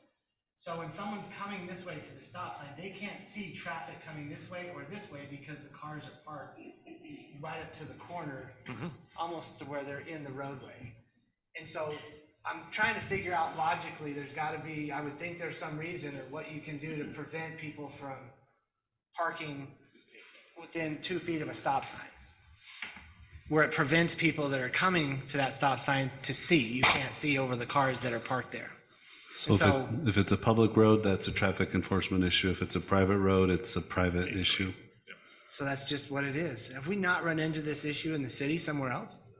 Everywhere in this city, you have people doing that, but it's part of, when you take your test to get your license, that's one of the possible questions. You cannot park within X amount of feet of a corner. That's just traffic driving license 101. But yeah, I guess it becomes an enforcement issue. I guess it's a daily issue there now. And so I was talking to Don, I said, well, the intent, I don't think from the city should be that you make D.R. Horton the bad guy because you're towing a car every second night in 15 locations in your subdivision, whether they're going to get the blame for it. Granted, people might learn eventually, but if you look at the number of streets here that we're looking at one side parking, every single one of those corners could potentially do exactly what's happening in the development that's built to this point. Because I see it, and I'm like, there's got to be something that somebody should look at and how we address that. Otherwise, D.R. Horton's they should be towing people every night. And they can't, they got to call the city. Is the city okay with that? Like, you know what I mean? The way to do it, and I don't know if they want to do it, but I've seen this work. This is an option for anybody. There's tow truck companies out there just dying to have contracts for this. They will literally drive through divisions that have contracts with the HOA looking for it, and they'll take care of it for you really fast because they're contracted to do that, because guess what? They make money at that. Now, I don't know if that's the best way. Again, that's very harsh to do, but exactly. Other than having one of our officers sit there and go through a ticket, I think it sends more of a message. It'll clean it up faster when so many of them are towed. The word gets out, and people will not do it. Again, it's harsh, but after so many, nobody would dare even come close, to doing it. That's what I've seen, and it does work that way too. But whether it's here or anywhere else in my city, we have the same issue down in Sienna Hills by Ovation with some of those developments. It's the same. I could take you to a dozen places in the city. It's all the same kind of problem. But it's just an enforcement issue. And what's the best way? It's just unfortunate that we've got to make somebody the bad guy. Because I'm going to tell my daughter, listen, tell everybody that it bothers. It's an enforcement issue and that they need to call. I guess they call the HOA, who then calls the authorities to come and tow. However that should work. My understanding is that the HOA can't tow on public streets. It only on private. Okay. And so we have a tow truck driver who will tow on our private streets, but we can't do that on the public streets. So if that is a case where somebody needs to be towed, Yeah. What would a resident do? What should my daughter be doing when she looks out her window and there's cars parked right to the corner every night? What do we do? Call dispatch. Call dispatch. Dispatch will dispatch an officer will decide how to handle the situation. So I don't know what D.R. Horton can do, but for your own benefit and public relations, I encourage you to do And whatever we will, you can. and we'll send out emails, we'll put out notes on the cars, we'll say, hey, this isn't the right place. And we've Yeah. done that several times already. I think he's right, though. It happens quicker when there is some kind of enforcement. So and that gets around quickly. And that includes parking in front of mailbox structures, correct? Correct. Okay. Because if you look, I mean, I don't have to tell you this, but if you look at how many corners are in that color, I mean, they're everywhere. And so what we're seeing right now is already happening. As this gets built out, it's only going to continue to exacerbate the problem. But okay. All right. Well, thank you. Appreciate it. That was the big one for me, you guys, that I discussed with him at length, trying to figure out some solution where nobody's the bad guy. But So with parking, there's always got to be a bad guy, especially as you grow and you urbanize. Parking becomes more and more of the bad guy. I think college towns are probably the best example. You know, there's no college students that wake up and think, hey, I've got $75 for a parking fine, but they still make the choice to, get one sometimes, right? And the only way the college town keeps any sort of semblance of,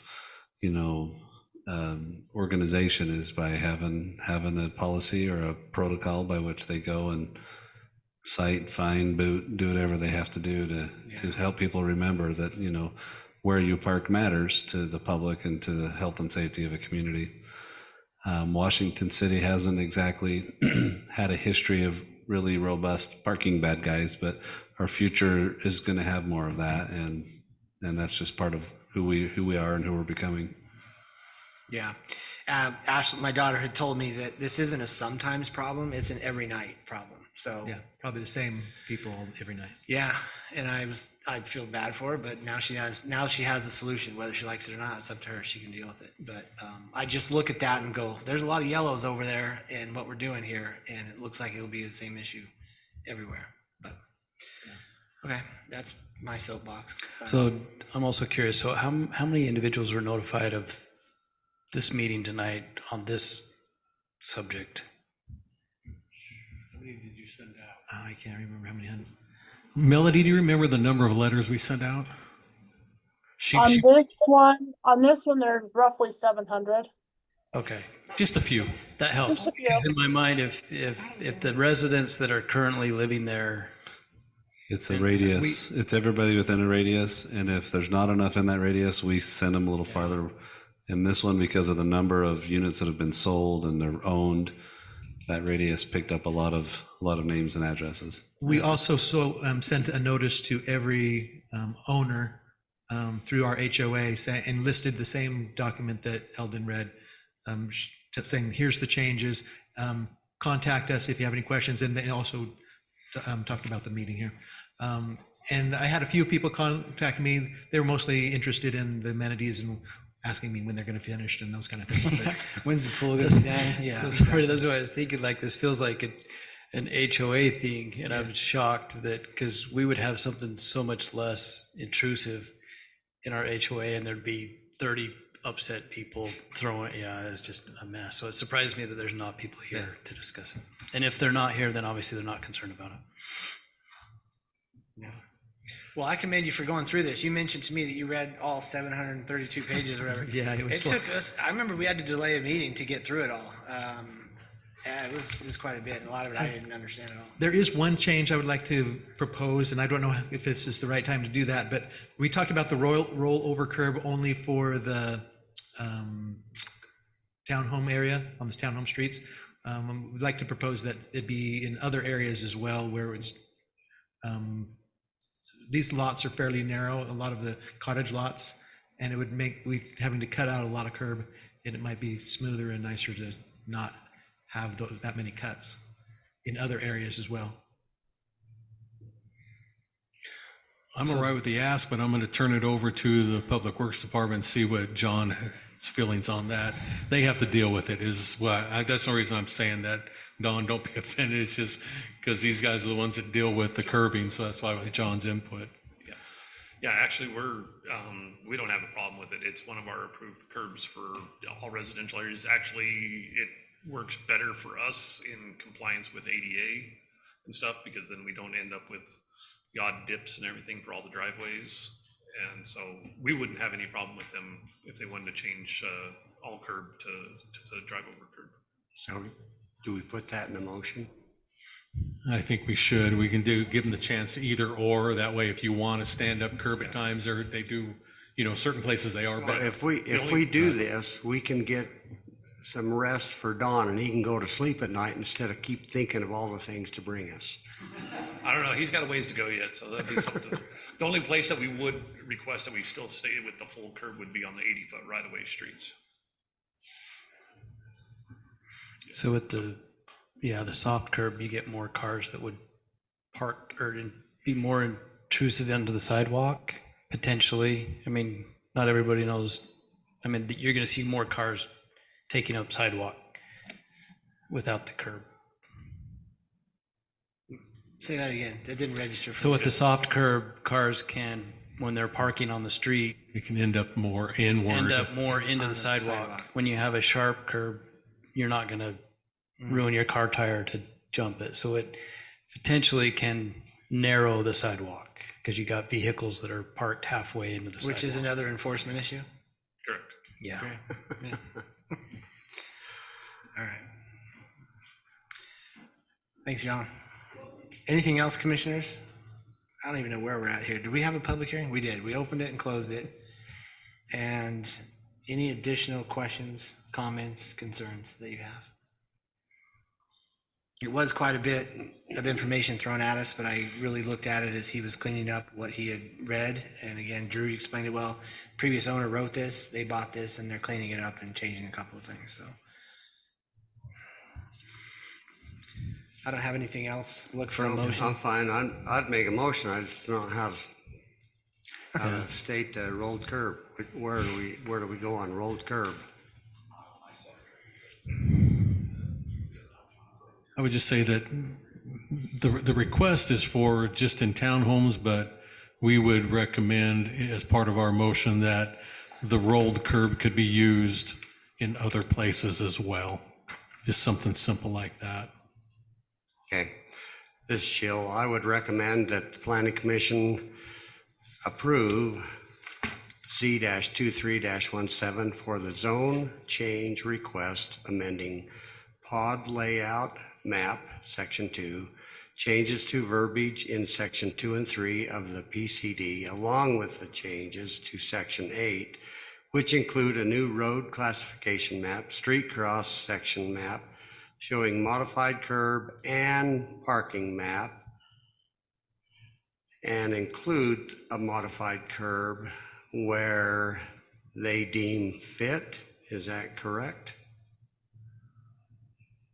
And send to city council based on the 3 findings and 5 conditions. I think that's sufficient. The applicant and staff will refine the modified code language or modified curb language better when it gets to city council. So there's a little more precision in there. But I think for tonight, that's sufficient.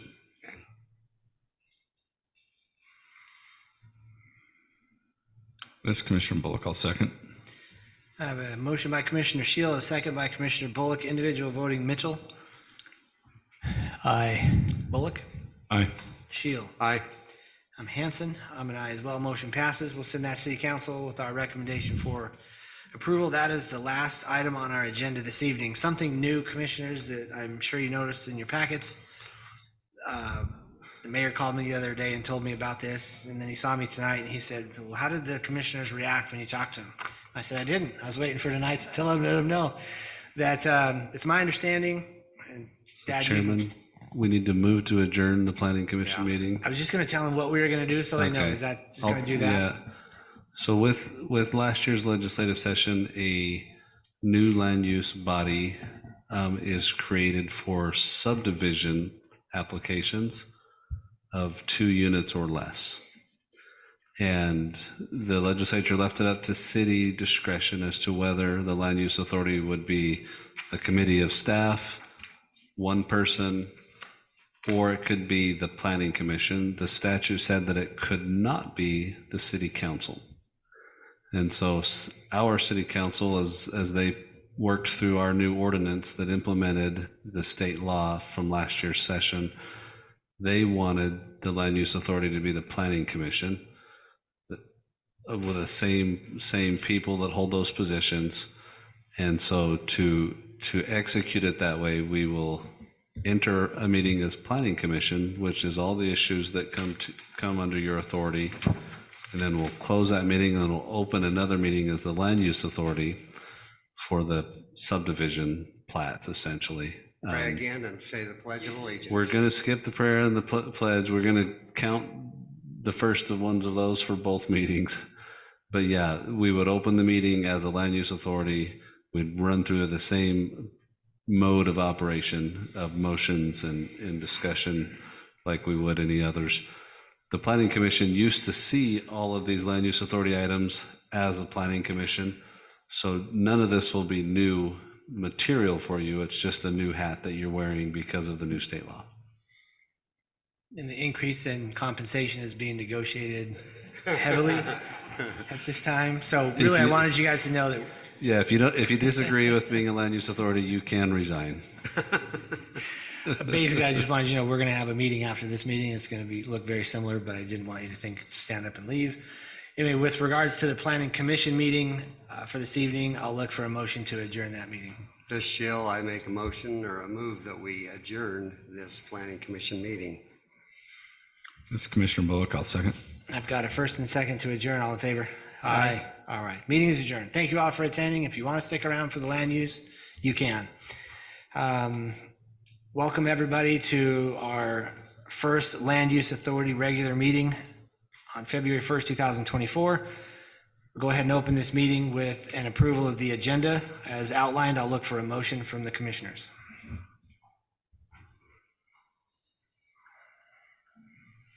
This is Commissioner Bullock. I move to approve the agenda for the Land Use Authority meeting, February 21st, 2024.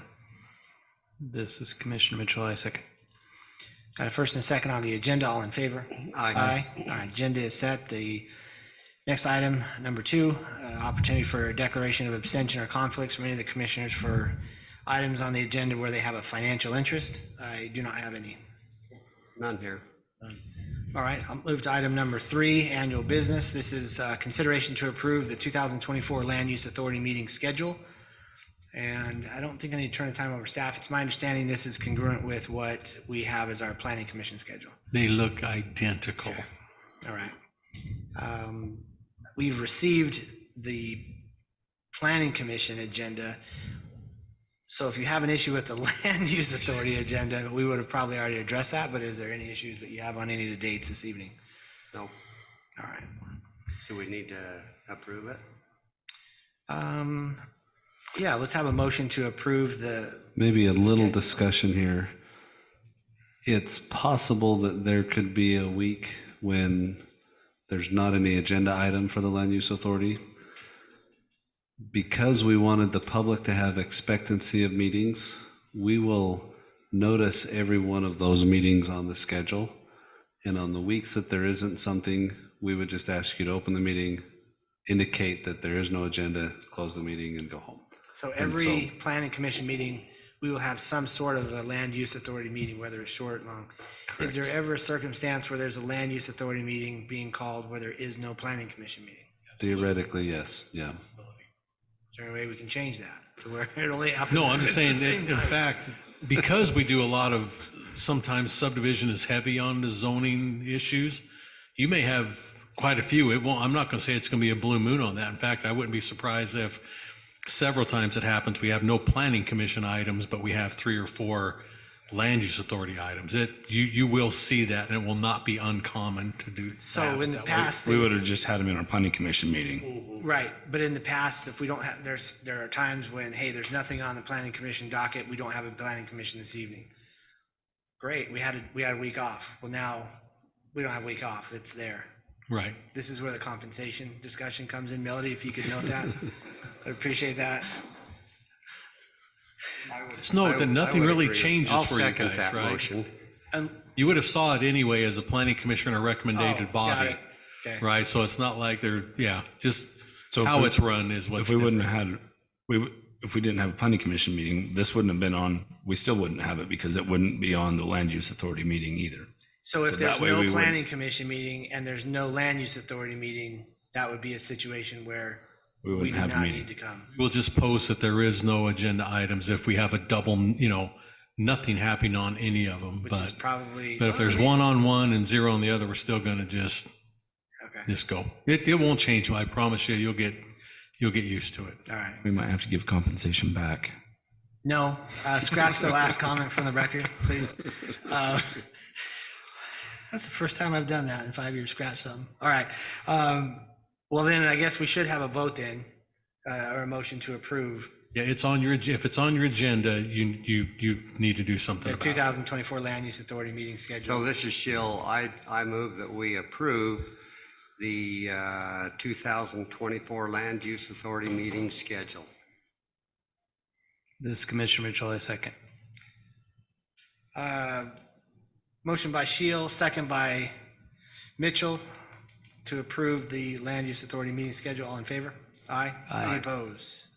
All right. That passed. We'll go to item number 4. This is a public hearing as well that we did receive. This is the comment that we received online from local resident Craig. Item number 4A, this is a public hearing for consideration of approval for Iron Top at Long Valley preliminary plats located approximately Staircase Way at Long Valley Drive. The applicant is D.R. Horton. Thank you, Commissioners. Eldon Gibbs, City Planner. This particular subdivision is proposing 130 townhome units on an area covering 11.34 acres. The zoning designation is PCD. The surrounding zoning is PCD to the north, east, south, and west. The subdivision includes a 6,000 square foot Terra Park amenity area and access to the larger Long Valley community amenities located just to the north. All of the townhomes will include a 2-car garage with a driveway that is 18 feet wide and 20 feet long. There are 30 designated visitor parking spaces. Parking is adequate for this subdivision. The proposed subdivision conforms to the approved zoning. The request meets the subdivision requirements and other city ordinances as it relates to this location. Staff has reviewed the request and recommends approval with conditions of the preliminary plat as outlined. Staff recommends that the Land Use Authority approve the preliminary plat for the Iron Top at Long Valley subdivision based on the following findings and conditions as seen in the report. And I'm happy to answer any questions you may have at this time. Eldon, I'm going to insert myself one more time here.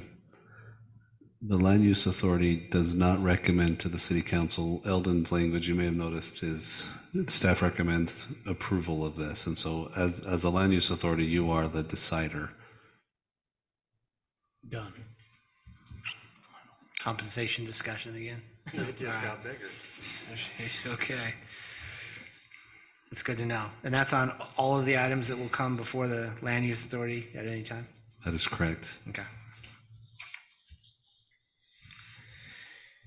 This is part of Long Valley that came to us at the beginning, right? This is just like the next phase. This is in addition to that. We've known about this, right? Correct, yeah, it's included in the PCD. Okay. If it was new, we've already seen and approved the elevations and all that stuff, correct? For these? You don't have, in a PCD, we generally don't have them give you elevation. It's not a PUD, it's in a Oh, okay. PCD. So that's where the difference is. And if there was anything, it would have already been, they'd be going off of what that approved. I don't think that they had them on these, to be honest with you, so. More road curves. They had versions of homes on it. That was part of that big giant packet, but I assumed that they were going to build one of those in this. Is that correct? Like The homes that are going to be built in here were represented, at least in picture, in the very big document, right? They're okay. Huh. More right corners for parking. Okay.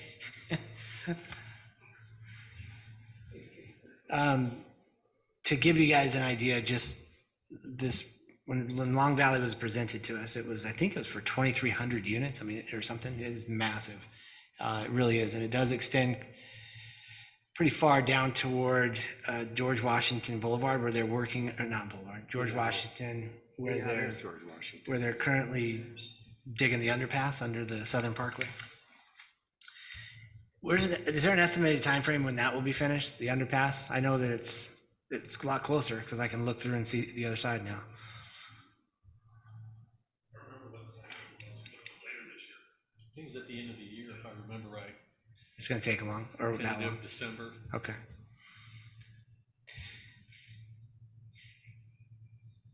Let's see. This is a public hearing, so I'm going to open that at this time, commissioners. Anybody here in the chamber like to speak to this item? And again, for the record, there was an item that was received by City Council and Planning Commission, a comment on this item. Go ahead and close the public hearing at this time, and I'll turn the time back over to you, commissioners, for any questions that you have for staff, applicant.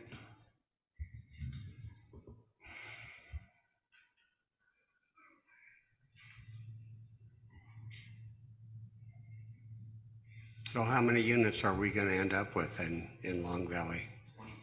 2361, they didn't up that, how they disperse it throughout the entire development changed.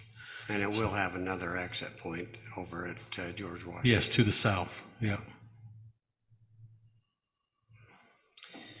Let me ask you this question. As Long Valley's built, because it's such a, I think it was didn't they call it a 20-year project when it came, or was it 10-year? One of the two. It was long. To build the whole thing out, let's say it was 20 years. As we're going through these phases and build outs, and we're recognizing, or if the city feels they're recognizing or seeing a problem, such as parking as one, or trash, or whatever, is there something that is done as this builds out to change it, or is the footprint, and that's how it is? Does the city ever step in and say, hey, we're noticing an issue, we don't want to keep compounding it for the next 8 phases? Can we fix it now? So the PCD approval and the agreement that is exhibit to the approval does have vested rights. There's a couple of ways that something like you're describing could come up. One would be if something was happening that violated the PCD agreement, the city could both pursue a contract remedy through the PCD agreement. And there might, and depending on what the issue was, that might also be pursued through approvals, for example, could be withheld or put on stop until that was clarified. But if what you're suggesting is, the city decides there's just too much density, there's not, if they're in compliance with their PCD approval conditions and the agreement, the density would be one of those things that's a vested right. If they're in compliance, they get to do that. Our planning staff would still work with them, which is currently the practice. They have the ability to move density within pods, within the greater whole of the PCD. And that was part of the approval concept that they had is, here's your total density. You can kind of tailor your product offering within that ceiling of maximum densities. And so it would really depend on what the issue is, but is there a way to kind of bring folks to the table and talk about a problem? Yes. Okay. Is it limited? Yes.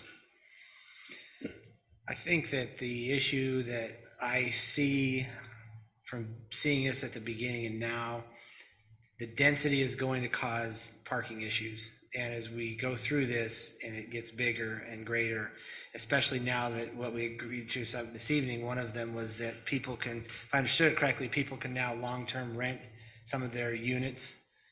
That would bring additional cars to a standalone a unit. So maybe there's 4 cars instead of 2 or 3 or 1 at that unit, because now they have a long-term renter there, whereas opposed before that wasn't the case. given the density that this project overall has in some of the pods, I could see that being an issue where it could become a burden on our resources from the city. If they're out there every night doing that, it could be an issue. And I'm not suggesting it is now, but when I see this, I just think, all right, what's the worst thing that could happen? I could see that being an issue where I'm like, instead of building the whole thing out and just making the problem worse, where's the stopgap that we can say, all right, we need to fix this before we continue? And that's kind of where I'm thinking. So no reason to stop it tonight, but I just wonder. As far as the rentals in your house, you still have to meet the code to have the third parking stall and things along those lines to meet with the city standard and the state standard that we were able to address. So that opens a whole nother can of worms though. Well, the problem with that is if you knew that, but then again, I have a definition in my city of what constitutes a family. Sometimes it comes down, I'm just giving you, and so a family is up to 5 unrelated people all living within a unit that share the cooking facilities, the restroom facilities and stuff like that. So you'll have, that's just, best example is college students sometimes can rent out a whole house, right? Each one of them can have a vehicle. And if you can, go to 5 unrelated people, you can see the problem that caused. And we don't have anything that can go back and take care of that technically, right? And unless they're causing a health, safety, or welfare issue and that's hard to prove. So there's just those things sometimes that where you're caught between the rock and the hard place on it, and some of those. That's just one example I would give you. And, and that's when it comes to long-term. If it's long-term and it's a family, it shouldn't be any different than you as the owner and your family in it, right? Technically. Yeah. But it's when you end up with sometimes people collectively renting something, there's 3 or 5, up to 5 of them, which they can legally do without calling it a multi-family thing, because that's what, the family definition, up to 5, but we don't talk about how many of them can own a car and who can't. So, if I was trying to pick an issue, that's just one I would pick, and I don't know if it's going to be an issue.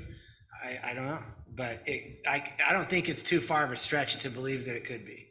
So I just that's why I was asking the question. Well, parking is an issue in density, right? Yeah. I think that your comments tonight confirm that it is an issue, right? We have parking codes, and we require at the staff level that projects conform to those codes. Now, one way to deal with parking problems is you amend your code and you change your requirement, right? Another way is, I think, more of where you're talking, which is just cars show up in places that are problems, right? Again, you've got to enforce it in other mechanisms.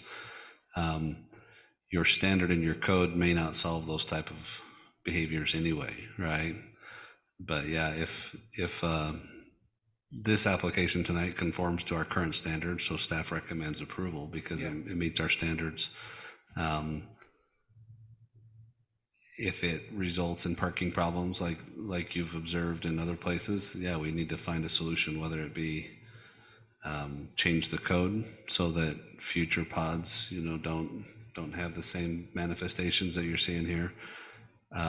But also you're going to have the problems in the ones that are coming along that are being observed, and so we need to enforce our code. In those ones. Not to, in this conversation that I had with the applicant earlier this evening, something that was discussed is one of the pods or units that's already developed has guest parking located in a particular area, and it's further away from the homes than we probably would have liked to have seen. So now in reality that it's built, residents are finding other places to park than those guest areas that they're supposed to be parking in, that there was sufficient built at the time. And so it's something that was on paper, it looked like it was okay. In reality, it probably could have been improved, putting guest parking, smaller pods of guest parking in different areas throughout the phase. So things like that, like on paper, it looks one way, and I've seen enough of these where I'm like, oh, that's good. And then when I see it in person, I'm like, oh man, I don't know if that was right or whatever. And so with the density that we're seeing, that's, I guess it just even a call for myself to pay a lot more attention about the reality of what this might look like, then, no, that's enough guest parking.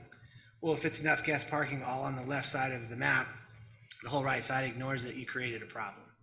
And that's the whole point of trying to avoid it. And I don't know, it's just something, I don't want to turn a blind eye to a problem that is there regardless if my daughter lives there or not. I mean, it is, when I go out there, there's cars everywhere. And at some point, some of them were a safety issue and they got that fixed. And so now some of these others are starting to weigh on my brain. So that's all.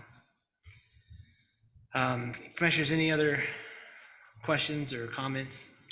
I have a question. The limited common area on this, are these backyards fenced? Do we know on these? Because it looks like the driveway is limited common area. Are the backyards, are they somewhat fenced off? Is there a small little area for them? Is it going to be fenced? Is it all open? The answer is it depends. There will be wing walls on every unit.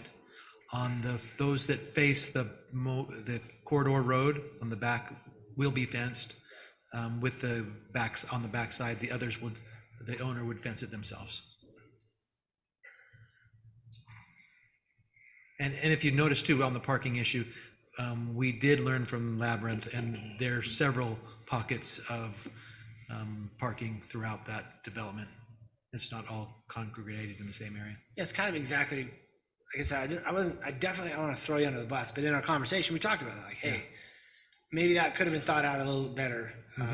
And as I see this, I just go, in reality, what does this look like? And I'm not suggesting to try to stop this, shut it down or whatever. But as this gets bigger, this project just continues to bring more of this type of density. And if there's a way to fix it in the beginning, then I'd rather do that than wait to the end and have a bigger problem.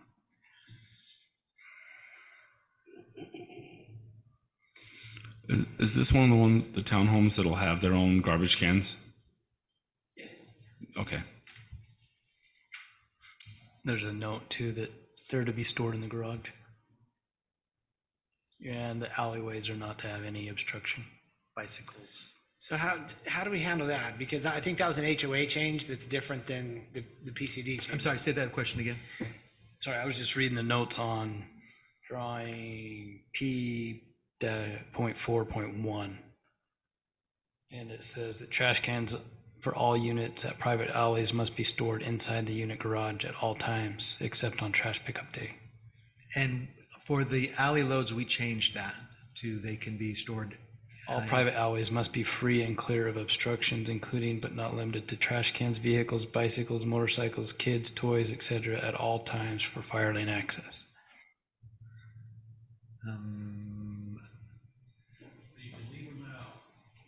But you just can't have them in the alley, the proper alleyway. Is that what what the point is there? Yeah.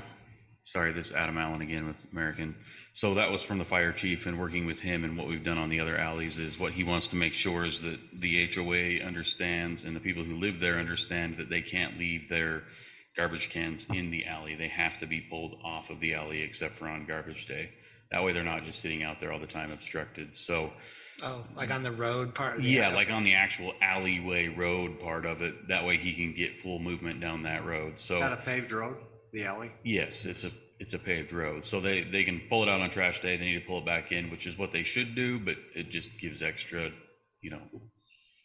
So this only applies to the private alleys. Yes, that only applies to this one road right here.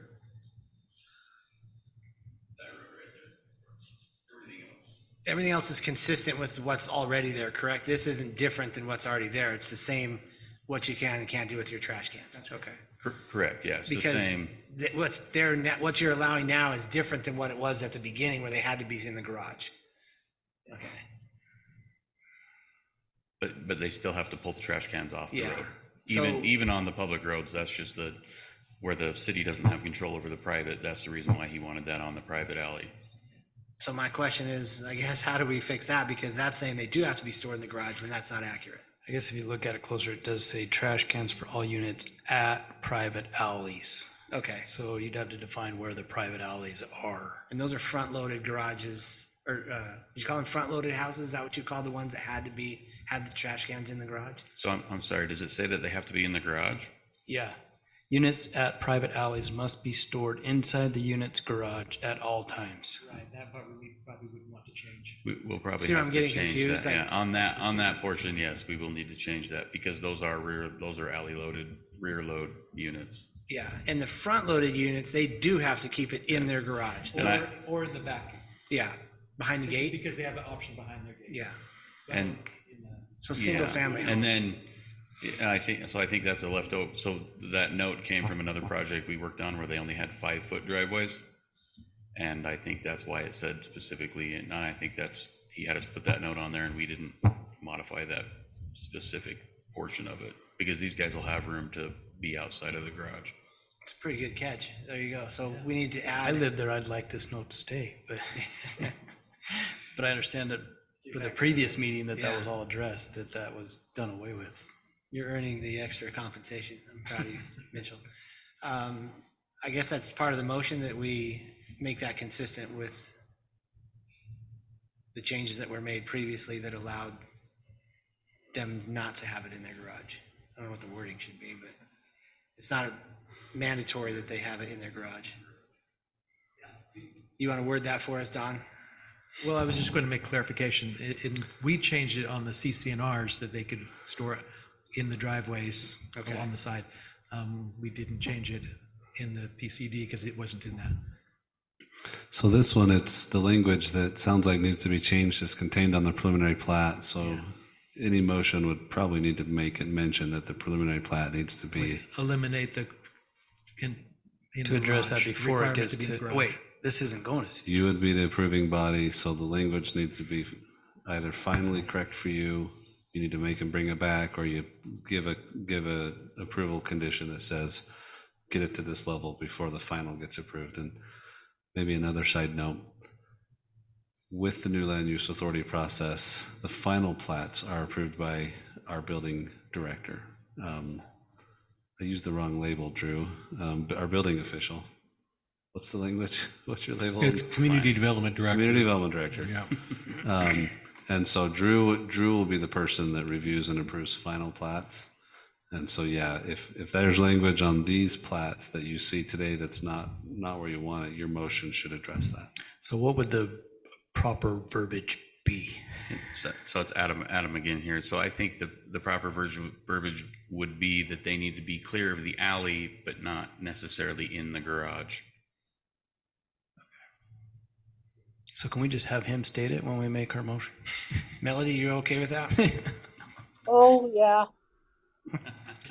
You just make it as a condition of approval and we'll make sure that it's, and that's a note we can put on the final. I have no problem putting that on the final plat as well. It's, because after reading some of the legislation today, they said any of these special things need to be stated on your final plat. So you can make note of that if the motion's passed, that'll be one of your general notes.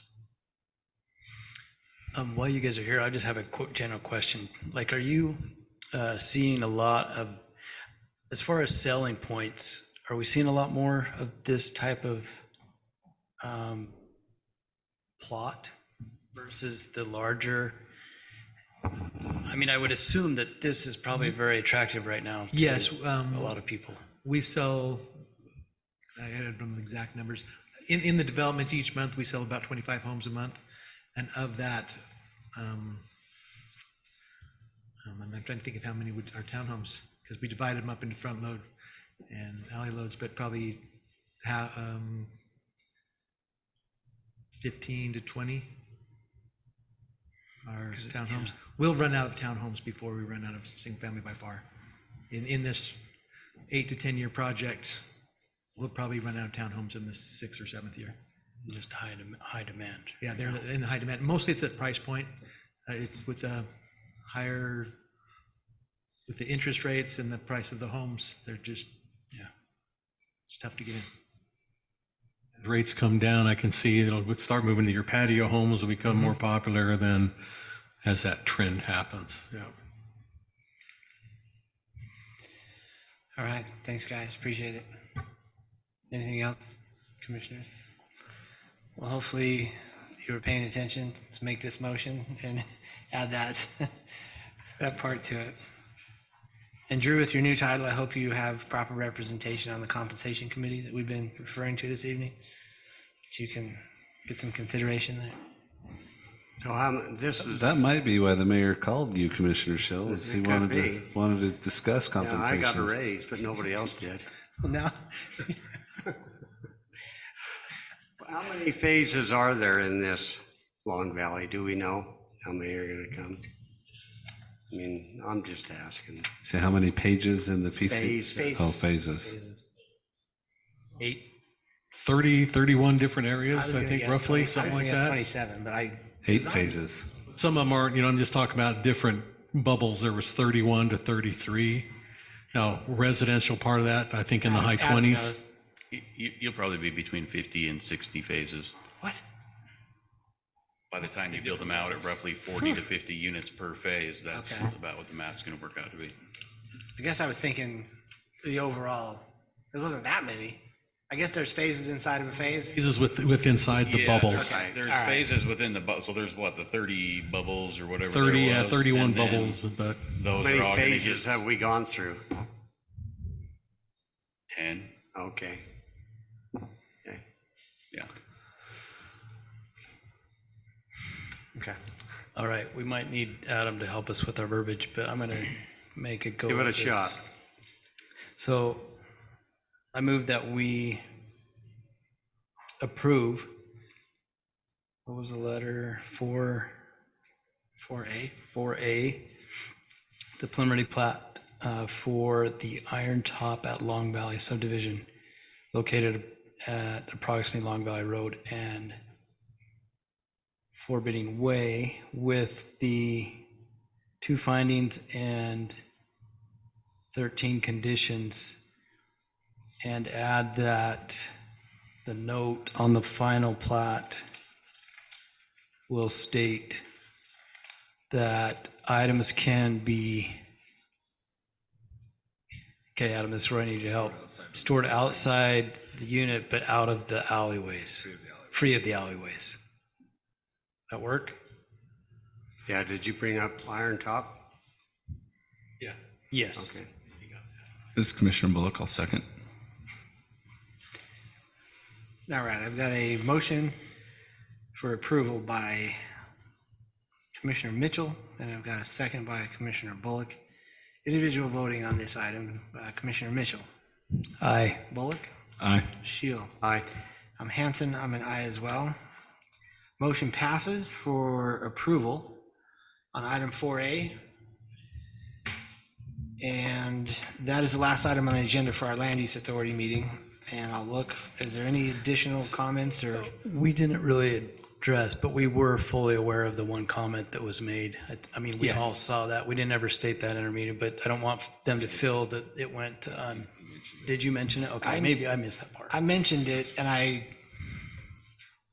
don't know if, as a commission, we want to, There was a time during COVID when we would read them into the record because of just the situation, right? Our practice now is to make sure every representative has a copy at their workplace. And the chairman will mention, we've received it. But if there's items within there that you want to talk about, certainly this is the meeting to No, I just think, I just wanted to let them know that we did get their comment, we did read it, understand it. It just, we don't usually mention every name of the commenters, and so that might be a practice you could do, Chairman, if you just wanted to say, yeah, we've got, in this case, it's Craig Davis, right? We've got President Craig Davis's comment here, and we've all seen it. out of curiosity, in the past, I've mentioned first names only. When somebody submits a name or a comment and they use their name, are they giving up that right to keep is that okay to mention? the It's a person? public record, yeah, there's no privacy interest in public comments that you submit to your planning commission. If you want to have your name be private, don't submit comments to the planning commission. Okay. All right. Or submit them under your alias. Theoretically possible, right? It's not very helpful if you have a real interest that you want to be able to pursue through the public process, but yeah, you could always hide all your name and make something else up. I just like to use my neighbor's name, that's what I do. Works great. Might Yeah, move. That's you know why he that moved. neighbor huh? with the yappy dog that just drives, yeah. He That's it. parks on their sidewalk. Yeah. And it's not a rolled curb, it's, yeah. All right. I'll withhold my last comment, but I do have something to tell you after. I look for a motion to adjourn this meeting this evening. Hey, good job with the seminal Washington City Land Use Authority meeting. Good job. Awesome.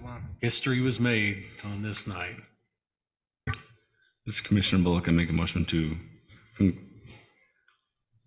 adjourn this meeting. This is Mitchell, I second. All right. All in favor? Aye. All right. Thank you again for all coming. Appreciate it. Thank you all again for coming.